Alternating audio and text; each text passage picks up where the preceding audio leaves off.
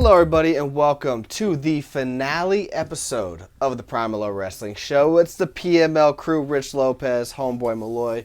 Robert Price is always with us on the top shelf. Again, this is the finale, definitely at least for the consistent shows. And I know I'm going to contradict myself by saying apologies for missing the last 2 weeks, but we had 2 weeks of COVID scares, so we decided it'd be... Also, it was the first time throughout this whole COVID situation where we actually had scares with each other. Yeah. I was just saying, obviously neither of us had it. I don't think anybody actually in our families actually had it, but, well, sorry, my sister got it, unfortunately, but... My brother kind of had it, but I don't think it was real, but whatever. Yeah, I mean, obviously people were, adjust differently, but, yeah, we personally didn't have it, but we were obviously, it's our siblings, so we were in close contact at some point or another, and obviously we just thought, it's okay, we'll just save the big shebang when we're all clear of COVID illness, distractions, so on, so forth. So, apologies for the 2-week delay. Hope you guys, maybe you guys looked at a couple of the archival episodes where we talked about matches,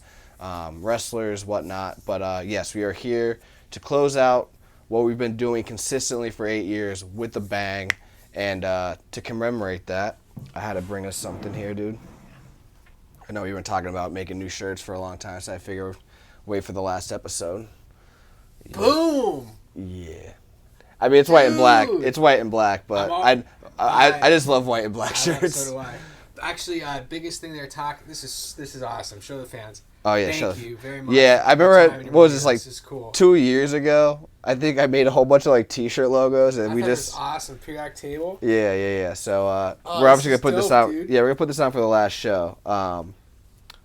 So yeah, what were you saying though? You're reading this before we change here because we obviously have we have. I love black and white. Well, I would say that's what we started. I mean, I don't mind like a black shirt with bright colors. So I remember this was obviously our first shirt.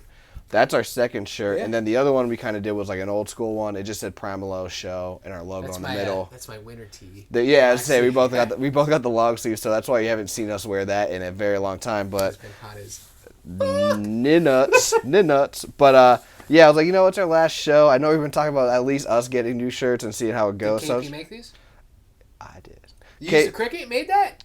KP supervised. It was my first time, but I was like, yo. It's the finale. I gotta at least put my, elbow grease in this. You know what I mean? But yeah, she definitely supervised me. She was just like, "This is what you hit. Do you have the logo?" And I was like, "Do I have the logo? You know how many logos I've made that I've never used? I have logos, okay." But yeah, I got this done today, and I was like, I gotta show Malloy. So I was like, Malloy. That's why I asked what size you were like 3 weeks ago. So I was like, "What is the soft too?" Oh, dude, you know how Gildan? I'm not trying to knock them because whatever this one's called, Soft Cycle. Yeah. Soft Style Cycle, phenomenal, beautifully soft. You can feel it. It's beautiful. But they're like original. I have dandruff on my beard. But the original shirts, rough as shit, dude. Sandpaper. Yeah. So that's why I had to upgrade that extra $4 though. Oh, dude, the '90s. That's all it was. Yeah, that's all it was. But yeah, let's get changed real quick. We'll just let's do these for last show. Yeah, I like it. And I was saying, Conrad was talking about like pro wrestling shirts. He's like, Jared's like, yeah. He's like, I have a whole closet of just black and white T-shirts, and they're all different wrestling T-shirts. Like, he'll like when JR, I guess, would go to conventions and stuff. Like, he would have T-shirts of different wrestlers he liked. Yeah. Like indie guys, all black and white. That's legit. But there's nothing wrong with that. NWO best-selling shirt. Oh, 100%. Yeah, Austin 316, black and white. No, I completely agree. And that, I mean, obviously, we just like it. But I forgot what I was gonna say too. She has it. Awesome. Thanks, man. Thank you. But yeah, obviously, I just wanted us to go out with a bang. That's what it was. I usually like to, pre-wash, but because of the time of deciding to actually do these, I had no time to pre-wash and then do the vinyl. So I apologize. Cool. It might be a little rough right now. You can definitely feel the. So you can feel that. You can feel the softness once. Yeah. And then obviously once we wash it, it'll be 10 times better. But all that to say, there's 2 things I wanted to do. That was number 1. Number 2, we're starting off like this because we are toasting to our last episode. Can I get a shot of the peach crown? Yeah, dude. 100%. It's probably better than this side. And I'm not going to condone what I'm about to say, but hopefully if I make it home, I'm only going to be doing quarter to half shots for what we're talking about because obviously after the show, I'm going to give it... And it's also a Wednesday night, we have children, so if they do wake up in the middle of the night, we have to do something. Yeah, exactly. This is not a weekend recording. This is a during the week recording, and I'm also potentially driving home after a duration of resting here. So I don't want to get too drunk. I'm going to need a napkin, my bad. But anyway, cheers to the last show. Cheer to Pricey. Cheer to everybody, watching. Thank you guys for listening. 100%. 100%. And we're going to finish strong with this episode. So, cheers. Cheers. Let's do it. Oh, that is good stuff. Cold, baby. It's the only whiskey I drink, man. That's, I definitely don't drink that shit. No, that's. Well, you probably like it, but. It's okay. It's not as good as that. Oh, no. And that's Peach, bro. like, honestly, I never had Crown Peach till right now. What? Yeah, never had it. You had the teas, though, right? I had, no. Oh, yeah, I had one of those. They were just super sugary. And I was like, me and my brother got them, and I was like, yeah, I'll drink it. Yeah. But I was like, I'll have one, and that's it. But that was really good. Yeah. Because I know I had the Crown Apple. I bought this actually for Mark's bachelor party. Oh, really? Oh, no, sorry, I bought Ciroc that. When we went to Wildwood, I bought that, and I just never had it. Yeah, so. Yeah, and the Crown Apple was just, like, overly barrenly sweet, in my opinion. It was good. Oh, really? I think any Crown is smooth. Even, and like I told you. That's super smooth. I was like, that's good. Even regular Crown, I like regular Crown. I was going to say, I don't like regular whiskey, but regular Crown is one that I could probably get by as long as it's cold. Should you say the purple bag with that, or no? Yeah, this one's orange. Yeah. Crown Apple, you'll get a green one. This one's like an orangish peach color, obviously. It's like that color, I think. Yeah. And then you get the purple or dark blue, whatever the hell it is. I have a ball bag. Yeah, yeah. So, that's also going to go into some of the topics that we're going to talk about today, in regards to some drinking. So we're going to obviously do this responsibly, but we're going to have some fun, like I told you guys, or like we told you in the weeks, episodes leading up to this. We're just going to have fun and kind of go all out, balls to the wall, talking wrestling, talking some personal stuff. Maybe some background stuff on the. Your mic's not on, by the way. Oh wow, that's crazy. Move that cord off too. What a dumbass! It's like I haven't done this for 8 years of my life. Yeah, right. But so let's just kind of start off real quick. We're gonna go one current thing because I think it's such a huge thing, and it can kind of tie into one of the Mount Rushmores that we're gonna talk about down the road because we do have a couple Mount Rushmore topics that we're gonna do. Yeah. Current product, dude. So last time we talked. Vince McMahon had a job. Doesn't now. Triple H, who was obviously on a leave for a couple months, came back. Stephanie, who literally took a leave about 3 or 4 weeks before coming back, came back. So you go from Vince running the show. Obviously, you know who he wants to push. You know where his storylines are going. I honestly have not watched the current product. I've read a lot of reports because I'm hearing a lot of good things. But all that to say, Triple H and Stephanie are kind of taking over. I'm assuming Nick Khan and he doesn't Kevin, do anything wrestling related though. No, it's like marketing and stuff, right? But I just know he has like a say, obviously with marketing. Kevin Dunn's obviously still a vital part, but yes, it's mainly Triple H and Stephanie taking over. I don't know if you've watched any of the current product, but what are your readings on reports, watching, whatever you do? Yeah, I've done a lot of watching clips, reading a lot of like dirt sheet reports. It's kind of where I get most of my wrestling stuff now, unfortunately. But we're old. Yeah. But it was kind of cool to see like the one promo with Drew McIntyre. He's like, "Hey, we're wrestlers in a wrestling ring, so why don't we just wrestle?" And I was like, there was like a meme like Vince, like when he's like I saw that, the heart attack. Yeah. And I was like, that's great. Because it's cool to see all those banned words and stuff to get out of there. That's cool. I think that kind of the same people who are going to get pushed are still getting pushed. Yeah, I think maybe the undercard might change a little bit. And then obviously there's some more prestige to the mid-card titles, like the Intercontinental title, the U.S. title. Like that's getting more prevalent. I feel like there's a little bit more detail with the storyline for the ladies. Yeah, I was going to say, I think you're going to see, obviously it's only been, 3 weeks since he's kind of taken over. I do think the mid-card is going to shake up a little bit just to see who Triple H and Steph want to push to the top. So I feel like right now the top guys are going to remain the top guys until obviously whoever, the cream rises to the top with the mid-card level.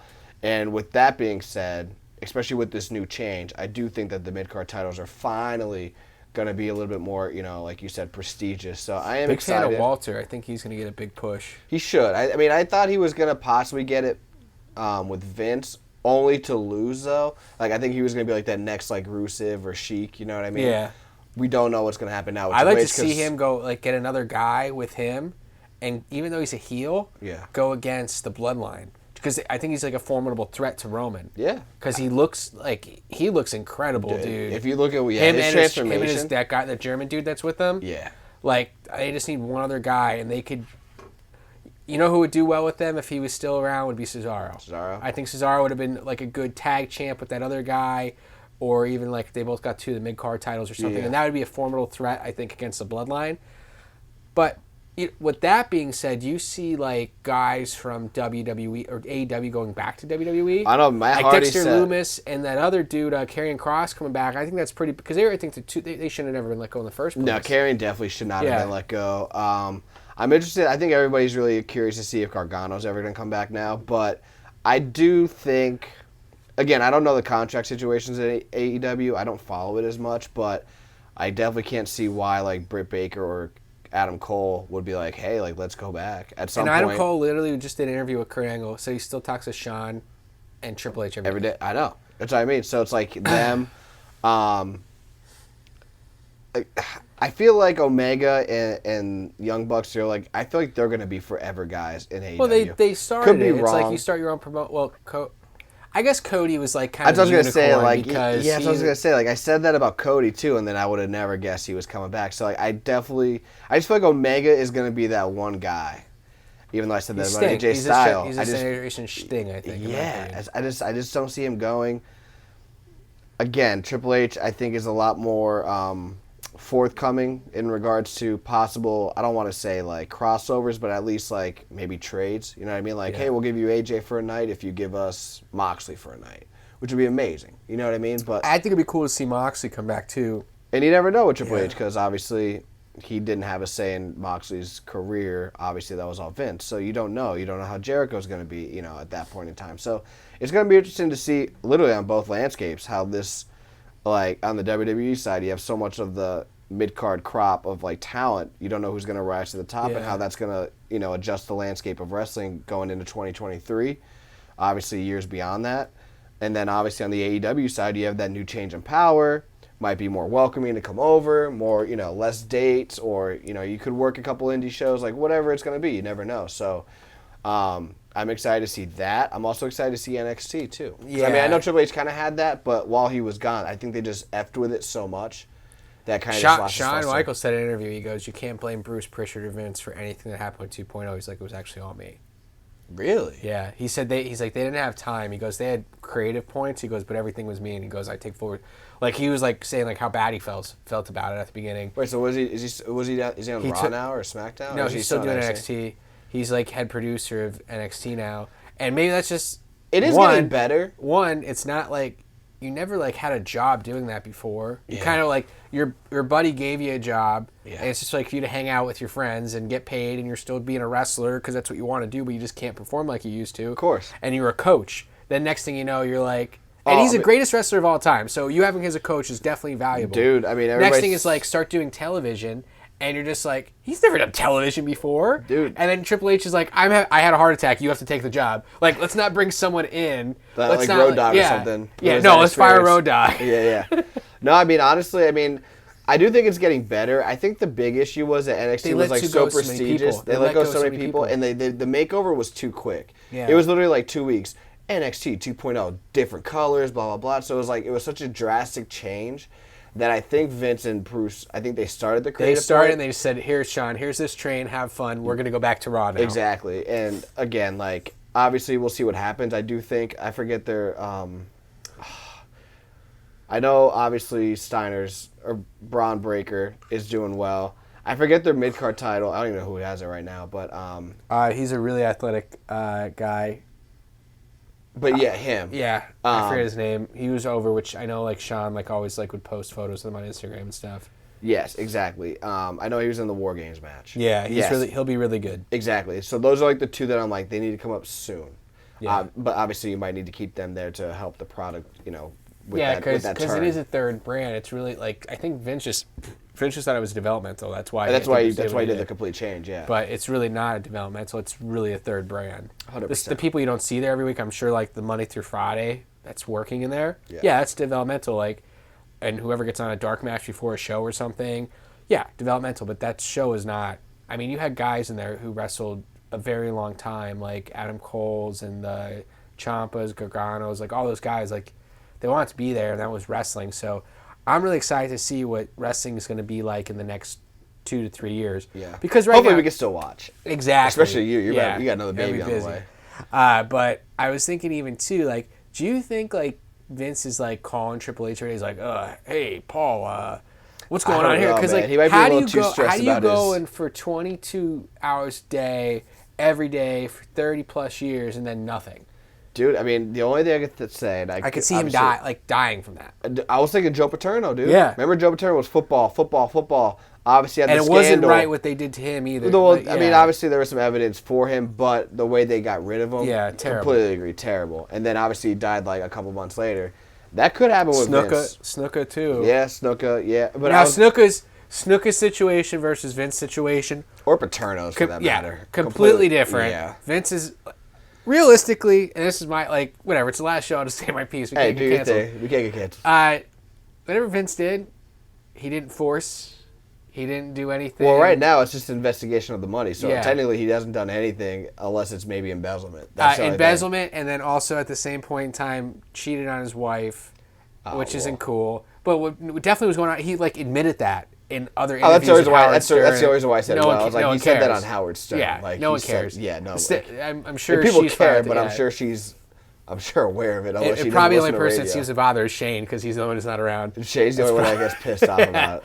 But like the whole thing, it's just like, definitely. I think Vince was just in an old dude's mindset where it's like, this is my money. It's not the company's money. I made this money. It's my company, and it's just misappropriate use of funds. We'll see what the investigation. There was an additional $15 million. Yeah, no one should ever be paid to do No one should ever be paid to do something they don't want to do.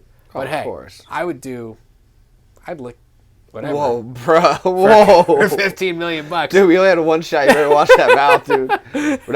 We're not going from PG rating to triple X rating here. Although you're trying to go into it. No, but whatever. Yeah, it's just it's a weird thing. I hope, I was listening to a podcast today, asked whoever does Kevin Nash podcast. The Click podcast? Yeah. Yeah. She's like, do you see Vince starting his own promotion? He's like, no. Vince is just going to chill and probably lift weights. That's the one podcast I think I need to give a listen to. That was Kevin really Nash good. is a smart. I've always said the Click, as much heat as they ever got, they are smart dudes now. Maybe because they're out of the business now. Well, competitively, but it's a lot more than just wrestling too. They talk about some political stuff, current events, music, football.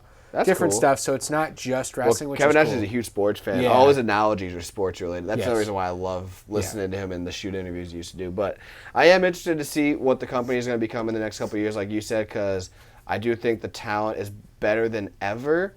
Maybe the personalities aren't better than ever, but I think if you give them a chance to, like a Drew with that promo, Roman Reigns obviously has been kind of the forefront the last couple of years. I'd like to see more with Seth and Kevin, honestly. Say Seth. I think he's on a much needed break because this year's been. I think he's been phenomenal, and I think Kevin right now is gonna be the biggest beneficiary of Triple H. Yeah, because that's how I think he got the title in the first place. Maybe Balor. Yeah, that Judgment thing is really cooking up. That's a major storyline. The Mysterios and Edge versus the Judgment Day, and it's like there's no titles. That's what I mean. It's cool. Nothing. It's a really cool storyline. It's old school. And I'm really enjoying what they're doing with Rhea Ripley too.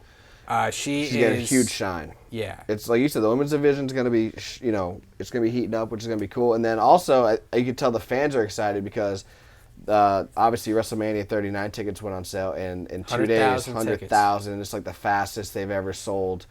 Obviously, they have a new stadium in LA, which I'm sure is another reason why it sold very, very well. But yes, I mean, obviously, I think the wrestling. Do you think Rock and Roman happens? Because Because it has to be in LA. Yeah. I mean, if you want to bring it to 40 in Philly, I ain't mad at you, but I doubt it. Yeah. All I know is that Roman better win. Roman's streak better not end to somebody that cannot be there full time. It better be a full time person.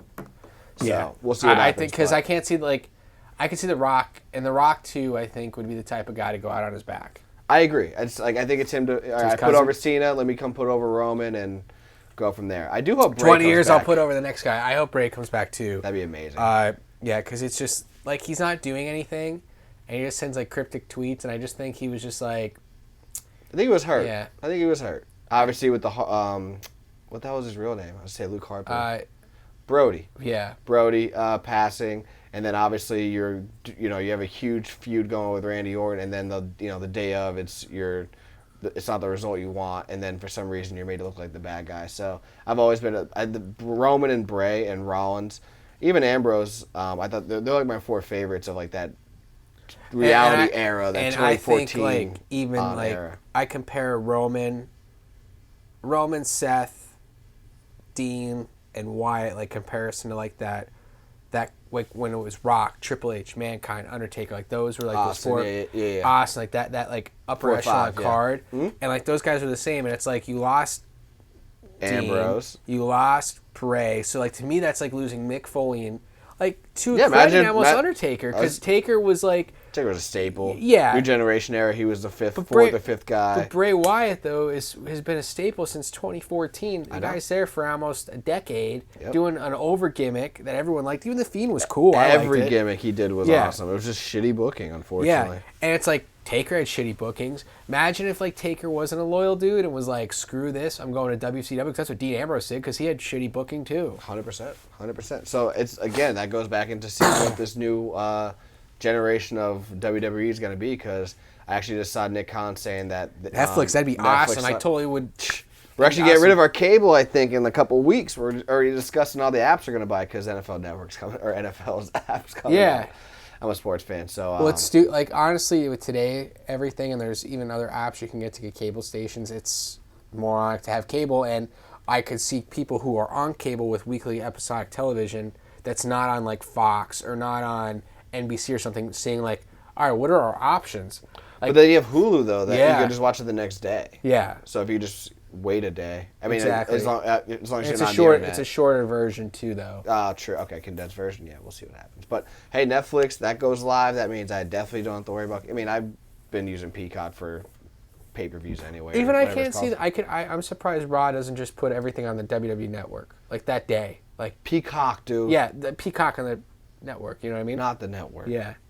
No, I still can't stand that goddamn interface. It's very hard to use. The only good thing about Peacock right now is, obviously the pay-per-views that I still sometimes watch. Some good movies on there. You check out that the Black Call or something, or like the Black Phone. Just came out. I never watched it, but I've been on this kick, dude. This is what I was gonna say during our 3-week vacay of the show, or 2-week, whatever it is. Brooklyn Nine-Nine, dude. Good show. I mean, I wasn't really the biggest Sandberg fan. I only liked one movie that he was in, the Pop Star movie that he did. Yeah. He's like, that show was awesome. So obviously Peacock for me, it has Office and Parks. Parks is one of my favorite series ever. So I was like, all right, I watched that enough. I'll watch it when I go to bed. Let's like watch a new like comedy show. So Brooklyn Nine-Nine obviously has been around forever. So I watched that.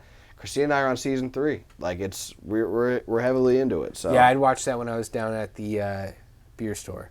It's good. It's a good show. It is. They're just straight actors. The They're cast really funny. is awesome. Yeah. Like even like I said, Parks is one of my favorite shows of all time. Even The Office, but I think I just like Parks more. I don't know if it's because The Office just gets so much more publicity or whatever, but yeah, that's what it is. I told Christina, I was like, after like the second episode of Brooklyn Nine-Nine, I feel like the cast just gelled quicker than even the Parks cast did.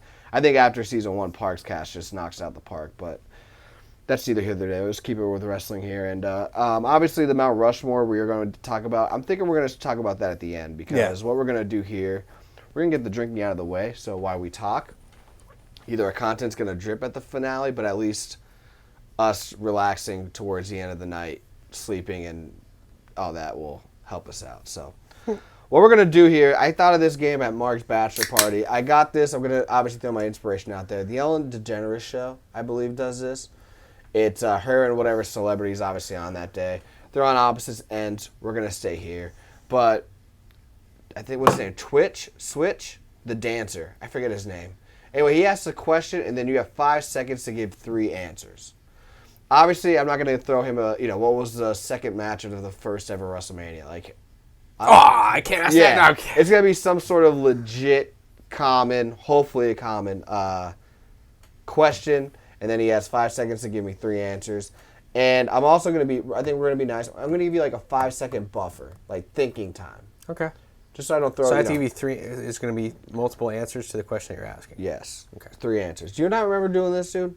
But instead of shots, we were just doing sips of beer because we were pre-gaming. Yes. I didn't want to die before we went out. Yes. By the way, Mark's bachelor party was a freaking success. It was a good time. It was a good time. COVID couch. Boobies. I forgot about that. And it's not a strip club breasticle. It was a bull riding at the bar that we're at. That's funny. I forgot about that. You should have. How could you forget? Because you were supposed to go in the group chat. I did. No, but I mean like now. Oh, like, that would be cool. Yeah. I might text her the show's over. Yeah, there you go. But anyway, we were doing this as a pregame. And I was like, you know what? This might be a good idea for the finale. So I'll go first. And if you don't get it in time. Oh, I just thought about this. Do you have how much battery you got in your phone?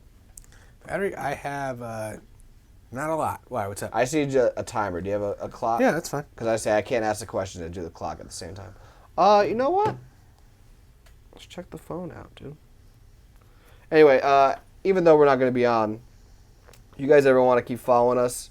Because we don't know what we're going to be doing going forward. I know we're still going to get together. You got it? Yeah. We're still going to be, sticking together. We might do a couple dart matches. No pun intended, like watching a match together and play darts. How do I do timer? We'll just do 5 seconds.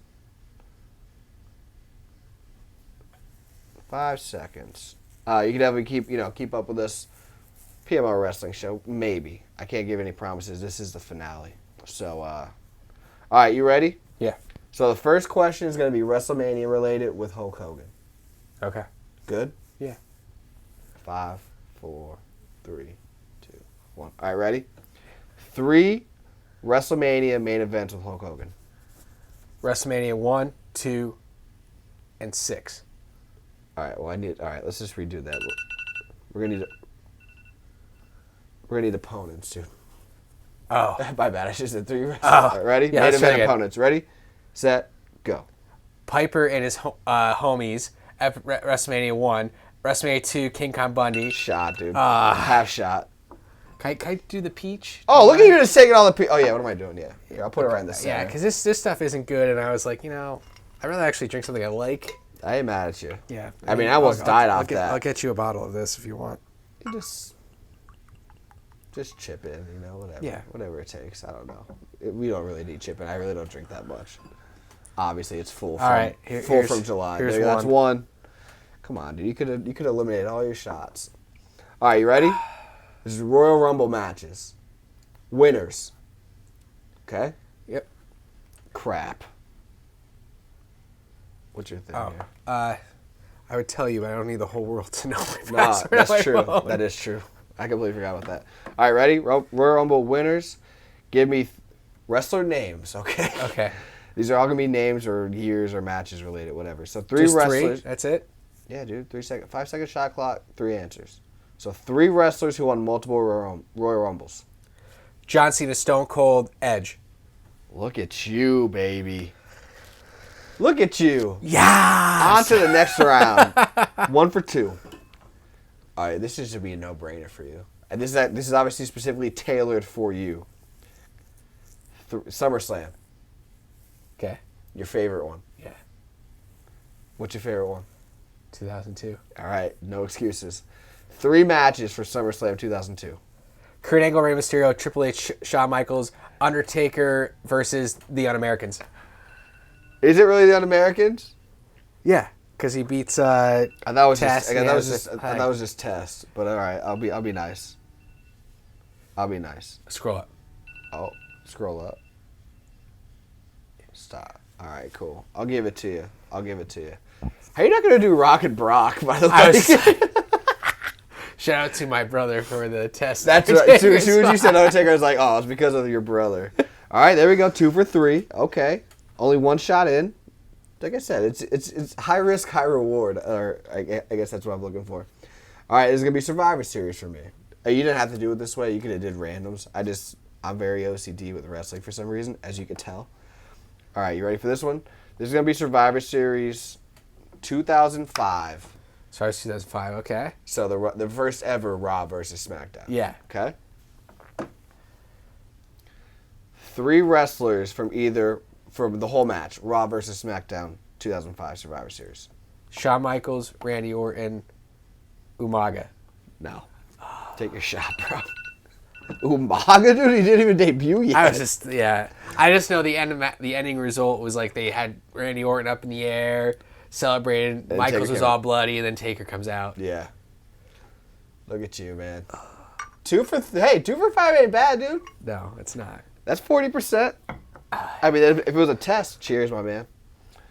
If that was a test, you would have flunked it, but hey. Yeah. So is life. But hey, I'll would you rather take the 2 shots of that puppy right dude, there? I'm all about this. Yeah, I ain't taking a shot of, or a drink of this. What are you going to sip?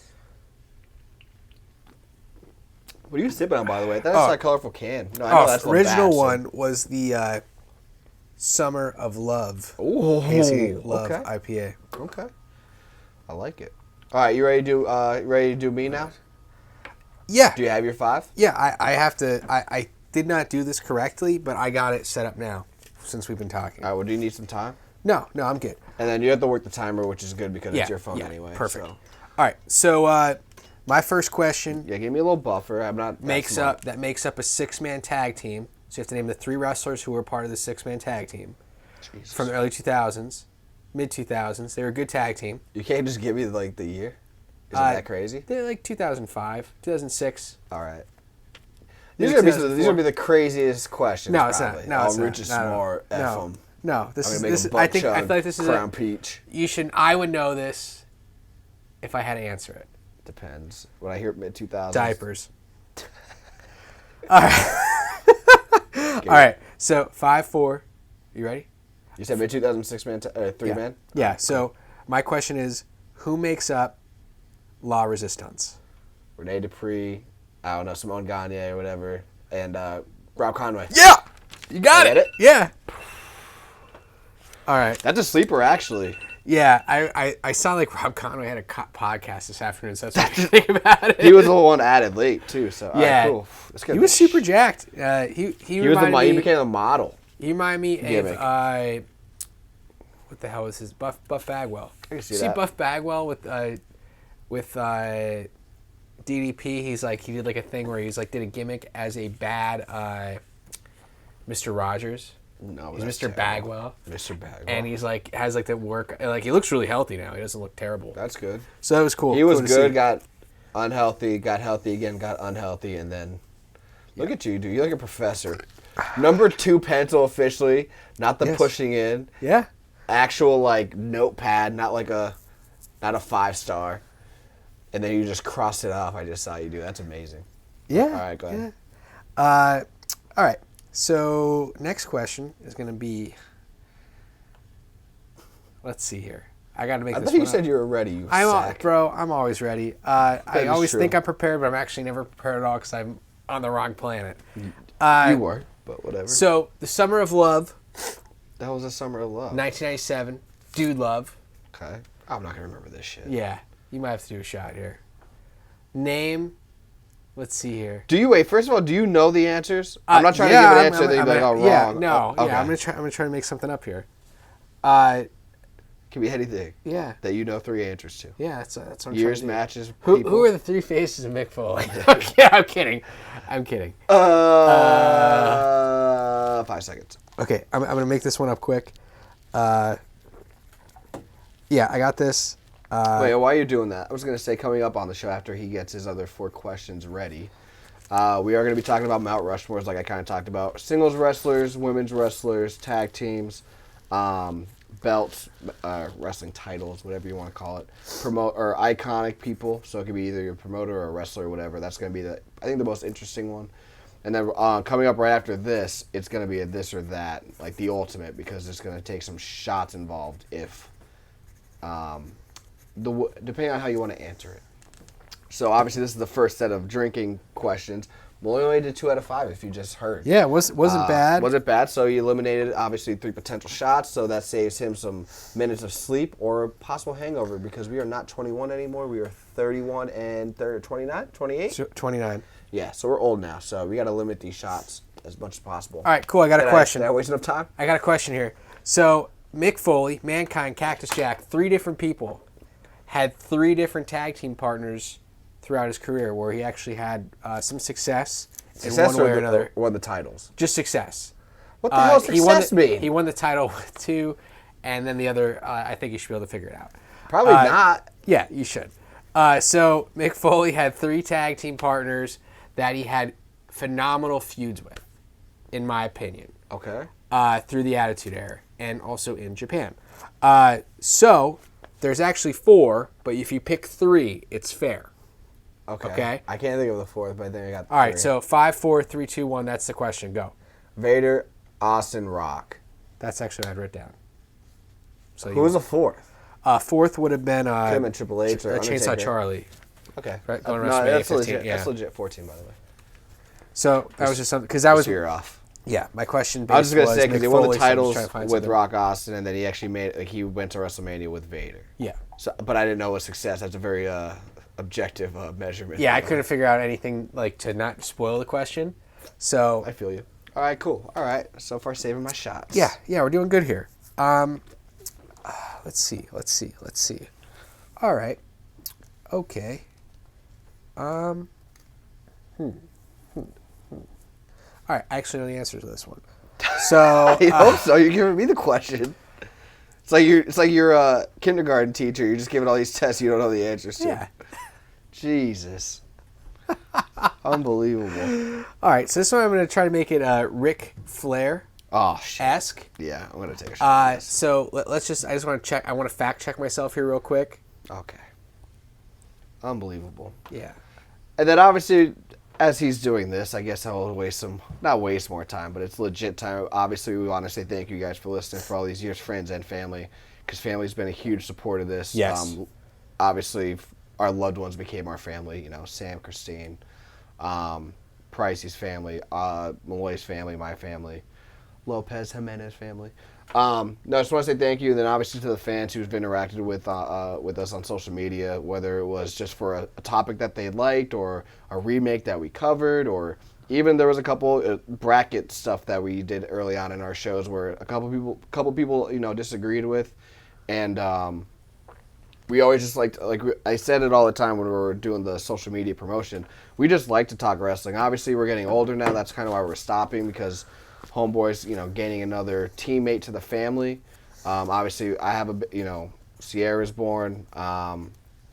We just don't have the full-time jobs are like crazy now. So we just don't have the time that we did to cover wrestling, and because of that, we just felt like we were like lessening our product.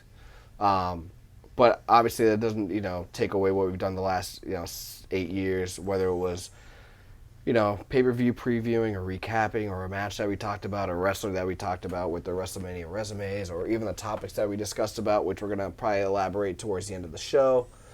So yeah, just thank you guys as always for all your time and energy that you guys gave us. That being said, we'll probably be on social media for a little bit just to kind of close out the cycle of the show. If you guys ever want to tell us your favorite memories or favorite segments, maybe this might be it, and how I just keep talking until Malloy gets ready. But whatever it is, you guys just obviously hit us up. Facebook, Twitter, Instagram, at PML Show. Again, it could be of whatever happened in the last 8 years, including this show. All right. And hopefully it's not, oh, Rich, you talk too damn much.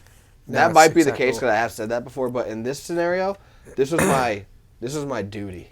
So Yeah. This was I So- didn't understand how to formulate my questions, and I think I did a better job now. All right. So, did you do all of them or just this next one? No, the 'Cause I next can't one. keep- No, I got. We did 2. We have 3 more. Did you do all 3? Yeah. No. But we'll. You we'll did be this only okay. for 1? Yeah, it's okay. So I have to keep talking? No, it's fine. I got it figured out. All right. So this next one is to do with Ric Flair. Okay. I was going to ask. Should have taken the 3 shots to save the time. So my question was actually, maybe before I understood how we're actually asking the questions, was what was Ric Flair's robe color for his last match? Oh.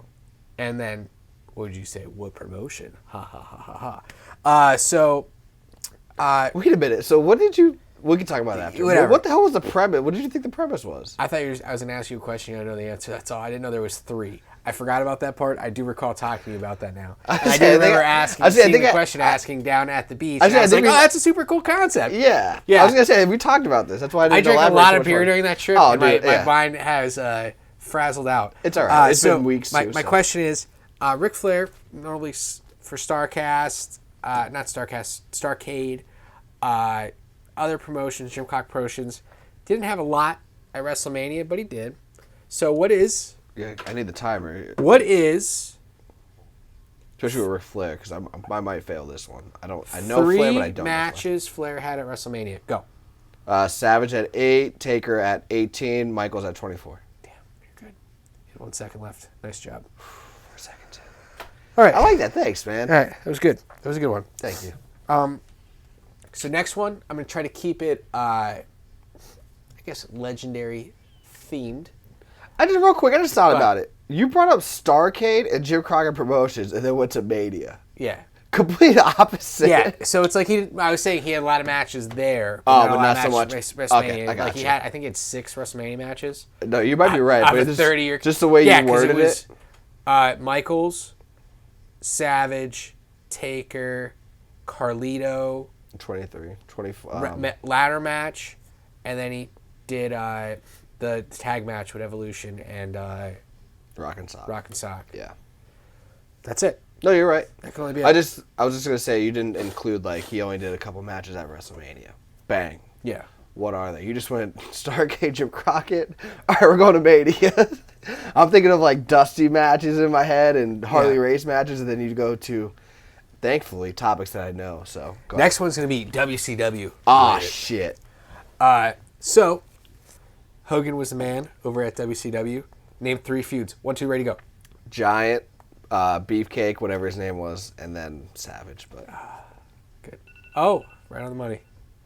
What was Beefcake's name? Oh, Zodiac. I don't know if you Zodiac. Want to Yeah, you can just do a shot. Honestly, I'll do a half a shot just to say. The Zodiac. Couldn't think of it. I mean, it was the shittiest gimmick of all time. Maybe that's why I forgot about it. But yeah, that was pretty bad. I was gonna say the whole Dungeon of Doom. I could have just said that, but that would have eliminated 75 options. We all right? Yeah, I'm good, dude. This is great. All right, good. I might just call off tomorrow. No, I'm kidding. Don't do that. But cheers. Yeah, so that's what I have here.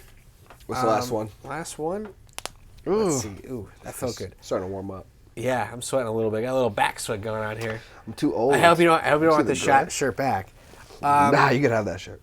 Okay. My gift to you. Thank you. I just gotta look up one more thing. Oh my God! So why you do this? Yep. What can I even talk about right now? I have no idea. I can't believe you didn't have this ready. Do you have this or that ready at least? You knew that concept, right? Yes, I understand that concept. There's only 2 options we could have with that. But no, I just want to make sure. But no, I'm glad that this is a fun episode. This is fun. I feel a lot looser than I usually do, and I know we shouldn't even be taking this show kind of serious the way that I probably did, but it was a good ride. So a cool thing now is that they're bringing back the Diamond Mine, right? I think. Yeah, they brought back the Diamond Mine. Yeah, so the faction was previously created by our fun-loving character DDP. That was the original Diamond Mine. Yeah.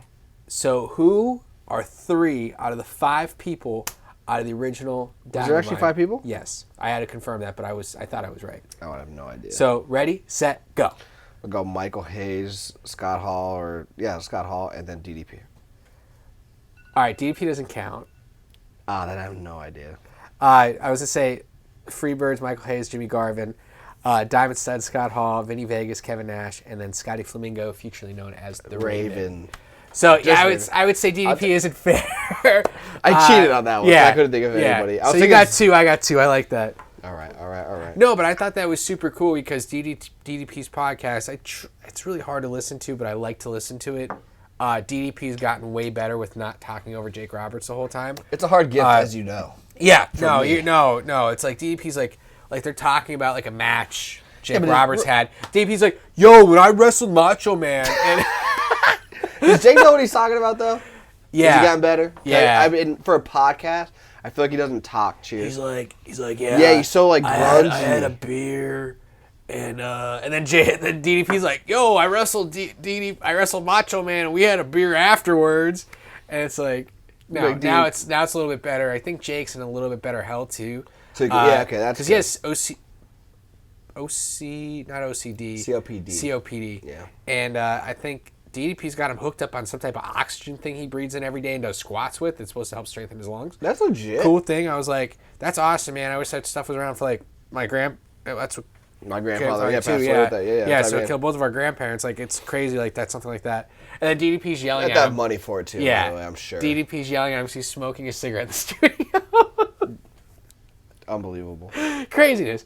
But no, that podcast was actually pretty informative because I was like, the Diamond Mine. I'm like, I've heard that before, NXT. And then I was like, oh, that's cool. I didn't know it was called. I didn't know it was the same name. Yeah, same exact name. That's cool. I want to. I mean, Triple H and DDP are buddies, so I wonder if they DDP's got his hands in everything, man. Oh, of course. I mean, He'll come out and give a cutter to whoever on Ric Flair's last match on Saturday. Yeah, who did he do it to? Cardona. Cardona, yeah. Cardona. Did you see that? I like talking about. The current product is very fluid, I think, right now, because the GCW had a GCW wedding. Oh, I saw that. And then, Cardona got all beat up. His dad got beat up. Yeah, Nick Cage came out. That was super cool. Match. Yeah, I mean, Cardona's cool, man. Like you could tell he's a legit wrestling fan. Not a mark, he's a fan because as soon as he got released, he just went to all these places.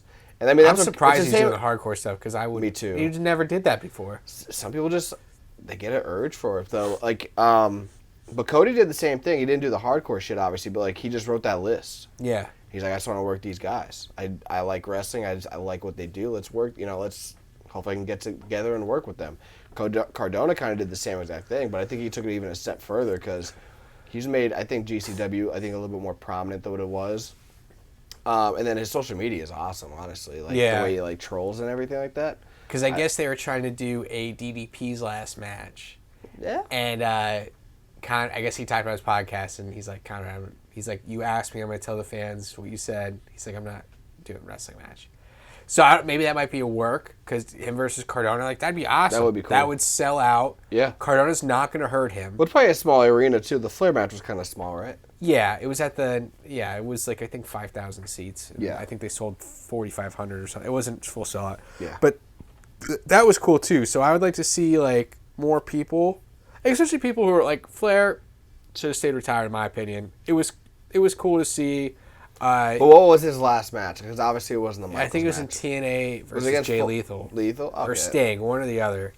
Yeah. I would be cool with being done with either one. I think he just wanted to have it on his call. Yeah, I I honestly hope that Jay Lethal gets a call from WWE. Because I think they could really do well with him. He'd be good at NXT. He'd be a good mid-card champion. Yeah. I don't think he'd ever be world champion, but I just think, that dude's been around a long time. I imagine how much time he took out of his day to train Ric Flair. At the same point in time, you get into wrestling because of these people. Like, Ric Flair hits you up like, hey, Jay, you live down the street. You want to train with me? Yeah. Yeah. It's a lot of respect in the business. Yeah. Obviously, we were kind of in it for a couple of years, so we And get you the respect vibe. you respect the people, but it's like, I guess sometimes it's not always about the money and the miles, but it is. Yeah. But I think Jay's above that. I mean, Yeah, maybe if you're starting out, it's like, all right, hey, like, can you pay me for this, whatever. Yeah. Whatever. It's typical business, but like when you get Flair was probably solidified, paying him like, oh, here's $1,000. He's probably like, I don't want that. Like, yeah, you never know. But like when you're above that, like it's just honestly just helping out your idol or whatever, something like that. Yeah. So, all right. What would you do if Hogan or Macho Man or Oh, Steamboat dude. called you like, hey, prime time, what are you doing the next 2 months? You want to come train me? I'll give you Savage, $1,000. Steamboat, Guerrero, Michaels. I mean, even Hitman, Angle. Like, there's so many like wrestlers that. I mean, Hitman wasn't really a personality like Angle or pretty much anybody I just named out. Whatever. But yeah, if any of them called, I'd be like, dude, I'll pay you to let me come train. Like, what are you talking Can I about? stay at your house? Actually, at work, we do like every one Friday a month. We'll get together and we'll like discuss like our favorite like hobbies, or it was hobbies and hobbies and movies. We only did it twice so far. This Friday is gonna be food. But during the hobbies, I was like, yeah, like I'm a huge sports fan and a wrestling fan. I was like, I don't watch wrestling like I used to, but I still like follow it. And I was like, I actually did it. They're like, oh, what's your name? I was like, Primetime Rich Lopez. So today we had a meeting, and and somebody called me Primetime. I'm like, made me smile. Thank you. I appreciate that. So it was cool. And I was just like, did you reach back out, by the way? You don't need to say the name, but did you reach back out? You didn't. No. We're trying to do a tag match, dude. Yeah, let's get a tag match. We could do it. I know you got to reach out. First of all, I don't know why you didn't reach out to me. I'm a little hurt by that. And you know who you are. You're in the jungle, baby. Unbelievable. Die. Unbelievable. But no, either way, you reach back out to him and say, now because you didn't reach out to me, Primetime wants to come back as a heel. Heel. He's a heel. He's with a me. heel, God damn it. With me. I'll be your mouthpiece. No, we're a tag team, dude. We're going in as a tag team. We're winning the straps, dude, and we're never going back. Yep. I'm taking him home. We're taking him home. I'll just take photos on our couch like Shawn Michaels. That's what we're doing.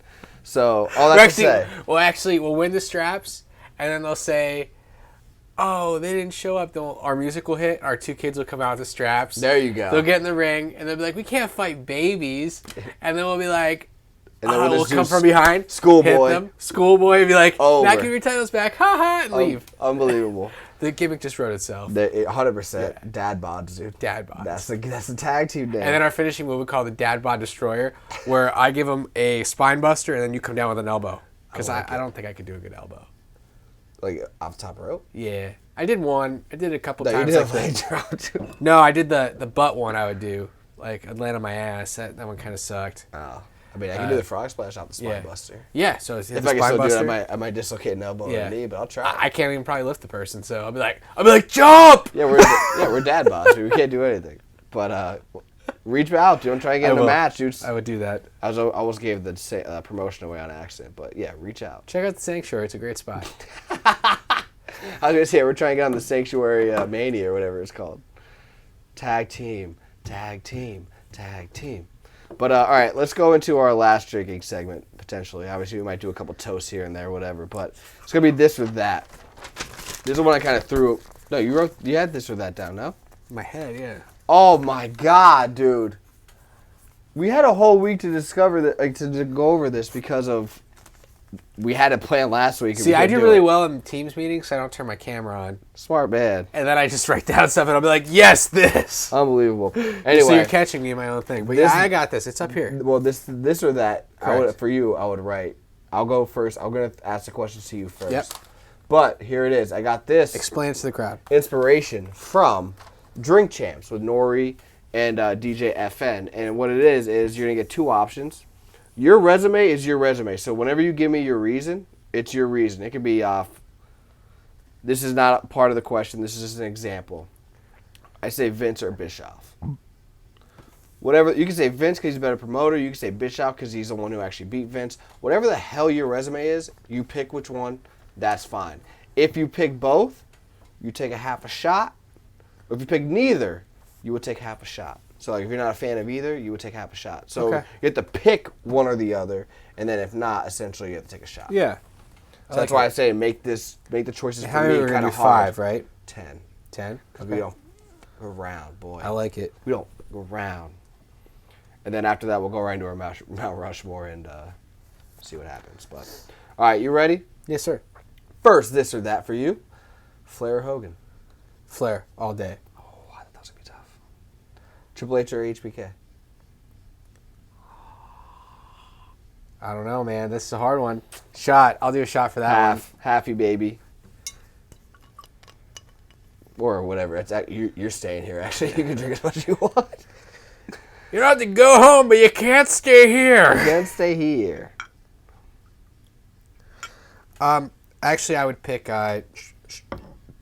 I mean, it's too late. You already poured it, but you got to have it. No, I'll still do it, obviously. Yeah, I'll still give my spot. I would give HBK. Look at you. Yeah, Why? I think so. Just wrestling quality. Because Triple H is quantity, and I feel like Shawn Michaels is quality. Gotcha. Makes sense. I'm interested to see. I think this was going to be... the Flair Hogan, I was like, on a bad day, it might be a shot. Triple H and HBK, that could be a shot. This one I feel like is a universal shot, so I'm interested. Rock versus Austin. Awesome. Damn, that was quick.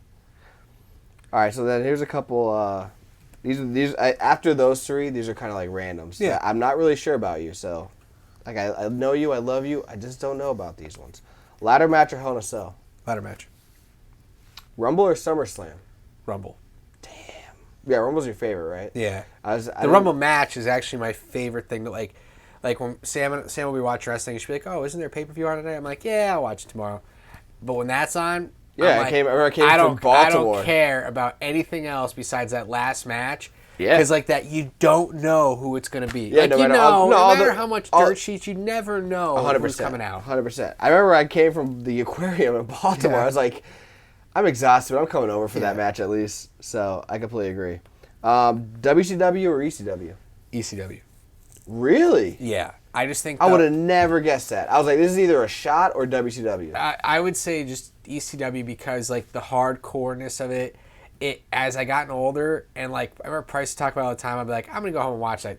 Thank God for the network, because if it was no network, I would have said WCW because, like, my parents, like, for Christmas and stuff would get me DVDs and it would be, like, the greatest matches of War Games. WCW versus WWE, like matches and stuff. Yeah. And so I would definitely pick that. But ECW, like I haven't watched that over the last couple Good of years. wrestling, yeah.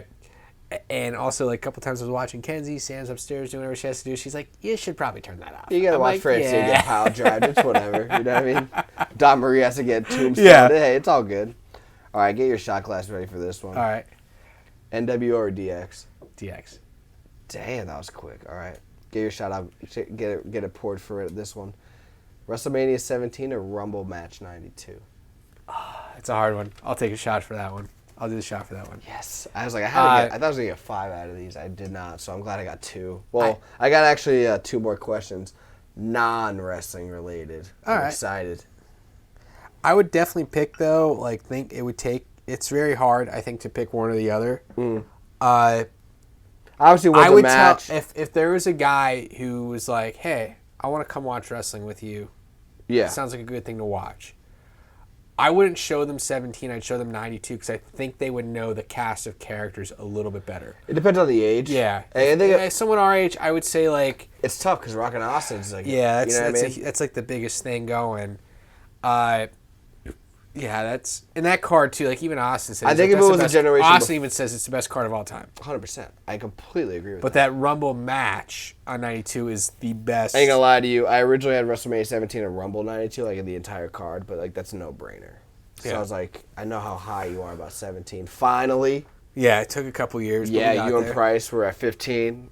Price is probably still at 15, honestly. Probably, yeah. He's probably I was at like, 17. Fuck these guys. Yeah, he's like, F him, I'm at 15. But I was like, I think he's so driven about the 92 Rumble match. This would be the shot glass. All right, here comes the 2 non-wrestling related personal questions. You ready? Yep. I don't know too much about this genre, but I know, obviously, one of the questions, it's like Biggie Tupac-esque. Yeah. Zeppelin or AC/DC? Zeppelin. I know you pick drummer. I feel like Yeah. drummer. I feel like John Bonham's the best drummer of all time. Yeah. I don't even know the drummer's name of AC/DC. All right, this one might be the shot. This might be my 3 out of 10. Tony Montana or Tony Soprano? Tony Soprano all day. Damn! I had a feeling. A mobster with an anxiety problem. Anxiety with a mob. There's no Scarface posters here. Yeah, there is. Right there. Oh shit, there is. Montana My right bad. there. Yeah, I'm looking at the. I'm thinking of the movie poster. Sopranos, the official HBO poster, right there. Dang. All right, there's my 10. My favorite gangster movie though of all time is Scarface. Is it really? Yeah. Yeah. Scarface and then not Wise Guys. That's the name of the book. Goodfellas. Goodfellas. Yeah. Yeah. Goodfellas is so good. I love Goodfellas and Casino. Scarface really is my good. number 1 though. Yeah. But Casino and Goodfellas, I guess it depends what's on, honestly. Casino's good, and it's just funny because it's like really, it's like a half a mob movie. It's not. It like is, really, yeah, it really is. It's about him just loving that girl for some reason. I don't know. It's crazy. And you read the book about it, it's just like, oh my god, it's terrible. Poor bastard. I don't read. I just watch movies. Yeah. Or I'll read articles. I don't read books. I'm dumb. No, you're not. You're smart. Thanks, man. Did you get your 10 while you were doing this? I'm gonna figure it out. So. So what did you do? 2 out of 10? Yeah, I did 2 out of 10. You were like, I ain't doing no shots. 20%. I ain't doing no shots. So first one is Jarrett or Heyman. Who? Jeff Jarrett or Paul Heyman. For what? Heyman. Booking. I know. No, I was gonna say it's my resume. So it's ECW versus TNA. The two I would say always consider the third brands anytime they're ever being challenged. Actually, real quick though, I just thought about this. I didn't ask too many whys. I didn't want to waste too much time. Yeah. But your DX and NWO is one. You picked NWO. I picked DX. Did you really pick DX? Yeah, okay. I picked DX because one, I just think the original format with Shawn, Triple H, and Chyna is way more interesting to me than WCW was, because at the same point in time, I never went back and watched old school Nitros. Yeah. For that. Gotcha. Like, and it was like, just think too who they're feuding with.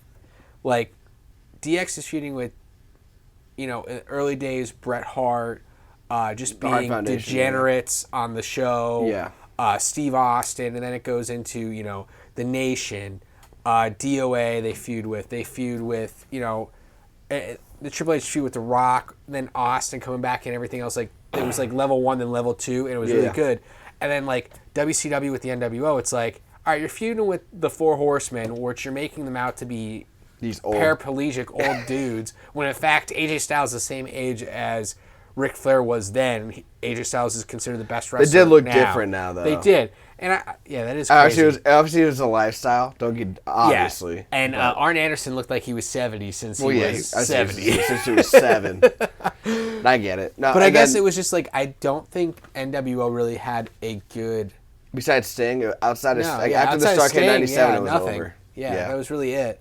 Like, they could have had it with Goldberg, but they shit the bed on it. But yeah, and Goldberg talked with a good podcast to listen to. You get a chance, and fans too. Is Jericho or Goldberg just did Jericho's podcast? Jericho, I heard about good. that. Yeah, very good. I didn't read. I saw like a snippet of it, but then the last one. I mean, he kind of obviously elaborated on the Soprano, the Zeppelin, the WrestleMania 1792, the ladder match, Hell in the Cell match. I didn't know.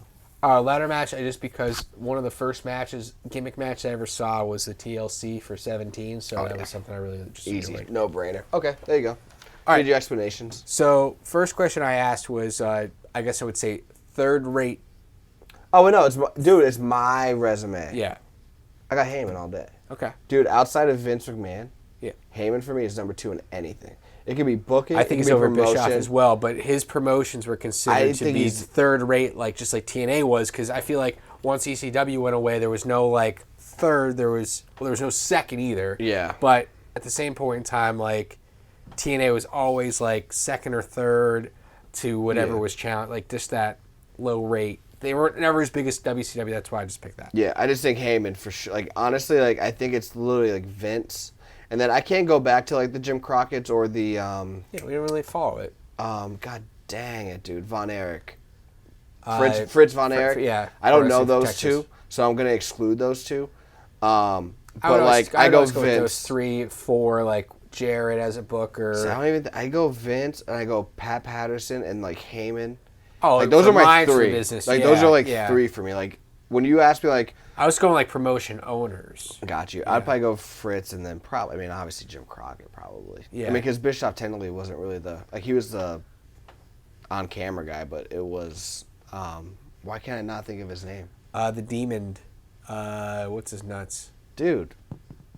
Ted Turner. Yeah, Ted Turner was the money mark behind it. Yeah. So yeah. Next one I have is Hardy Boys or Dudleys.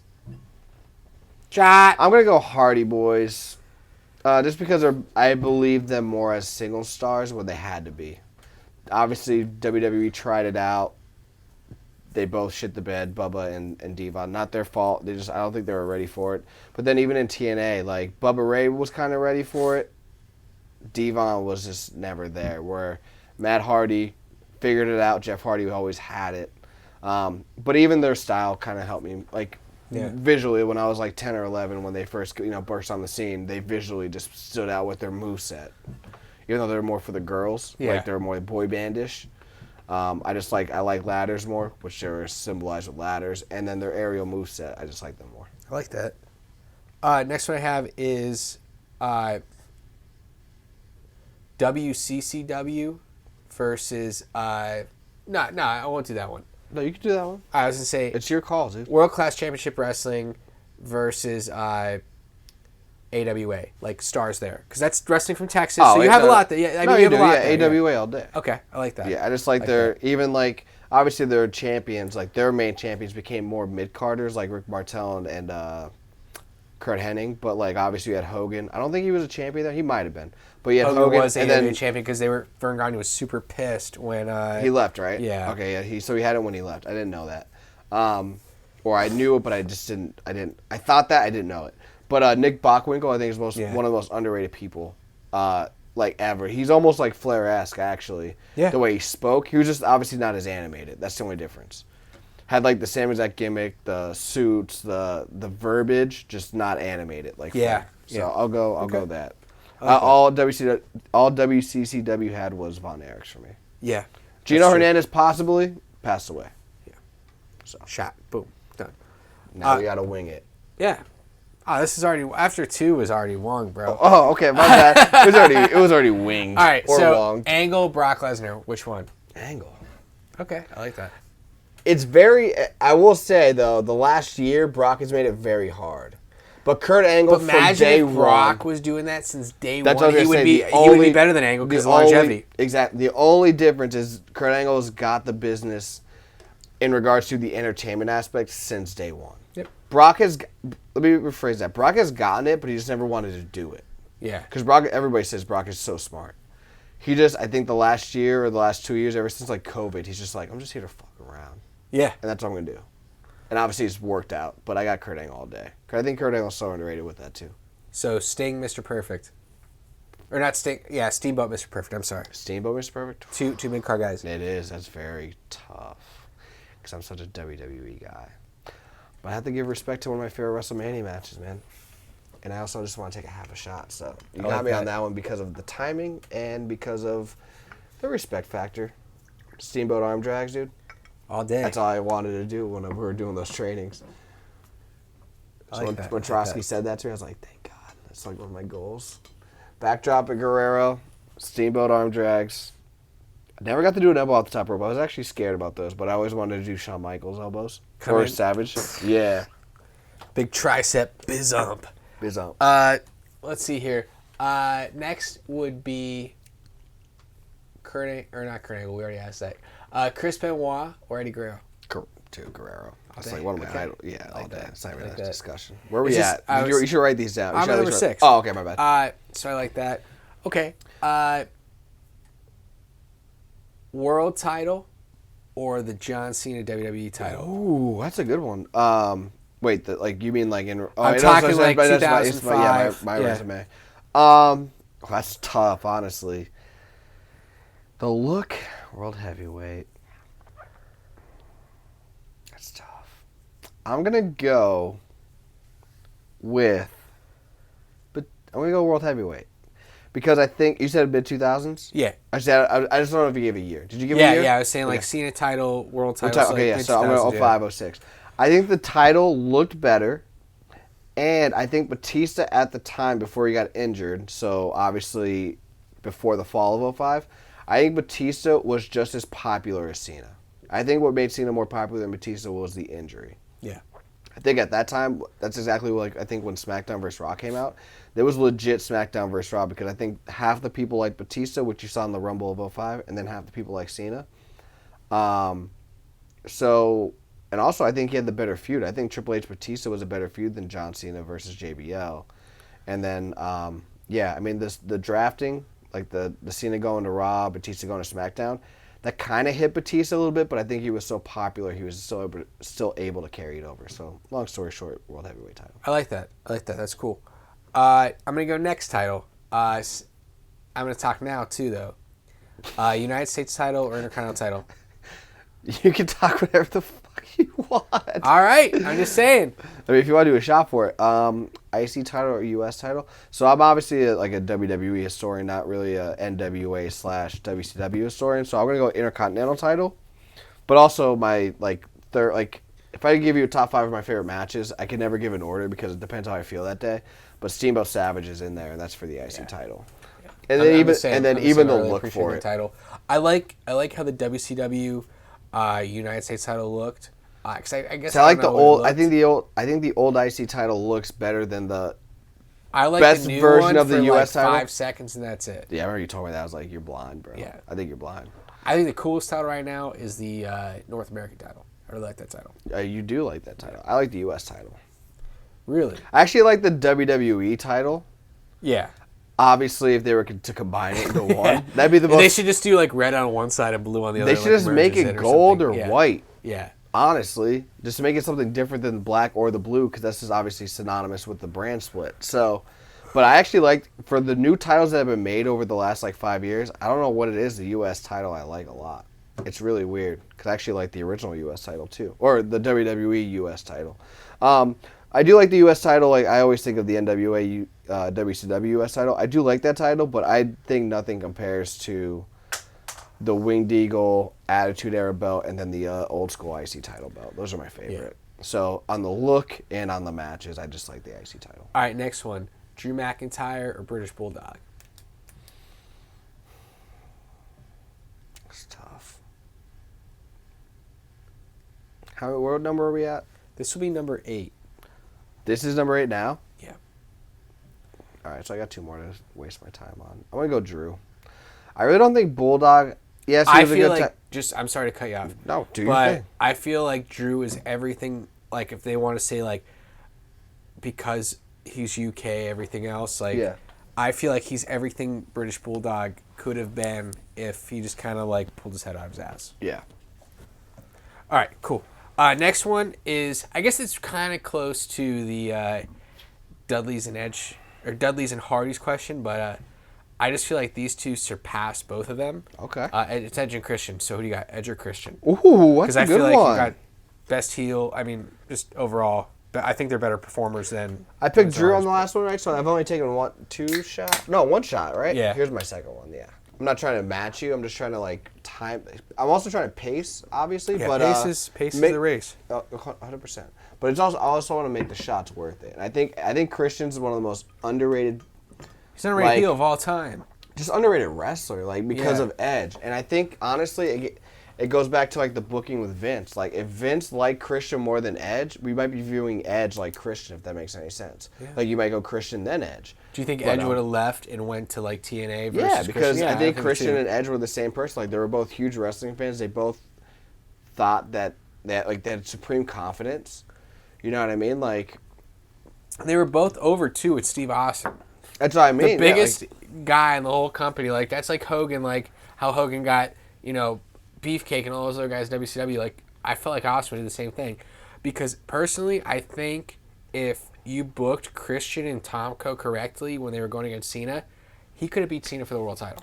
Well, I was gonna say you can even take Tomko out of it. Like I just think that if you look at what Edge was in 06, because obviously when Christian left it was late 05. Yeah. Like if you gave Christian that time to grow into, maybe he won Money in the Bank and then he did what Edge did. I think the timeline of what Edge became would be the same exact thing as what Christian would become. Yeah. I think it's a shame he's not in the Hall of Fame yet.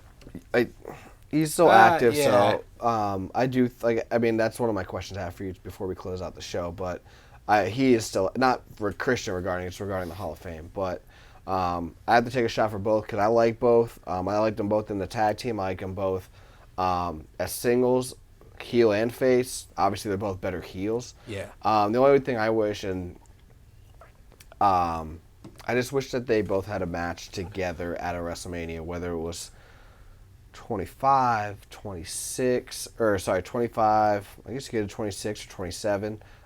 18 was probably the best year to do it, but it didn't work out. Last question is, I just think both of these guys were just completely misused early on by WWE. Ooh, okay. And could have been used better because they were so popular, I would say, not independently, but through the different approaches they work. So I have Harley Race and All-American Dream, Dusty Rhodes. Because both of them, I think they just both got boned. And they got a paycheck, but they did not get their just desserts. Yeah, I feel like when Vince hired them, I remember Dusty said it in that DVD that when you come here, you're not working. You're here to have fun. Because obviously Dusty was the booker and like the wrestler, and he did other stuff besides booking and wrestling like out there. Like pro wrestling from Florida, that's what he was doing. Yeah, so he's just like Harley. Yeah, he's like, so you're here to have fun. Like you're just here to wrestle. Schedule's a little hectic possibly, but you're here to just have fun and just wrestle, interact with the crowd.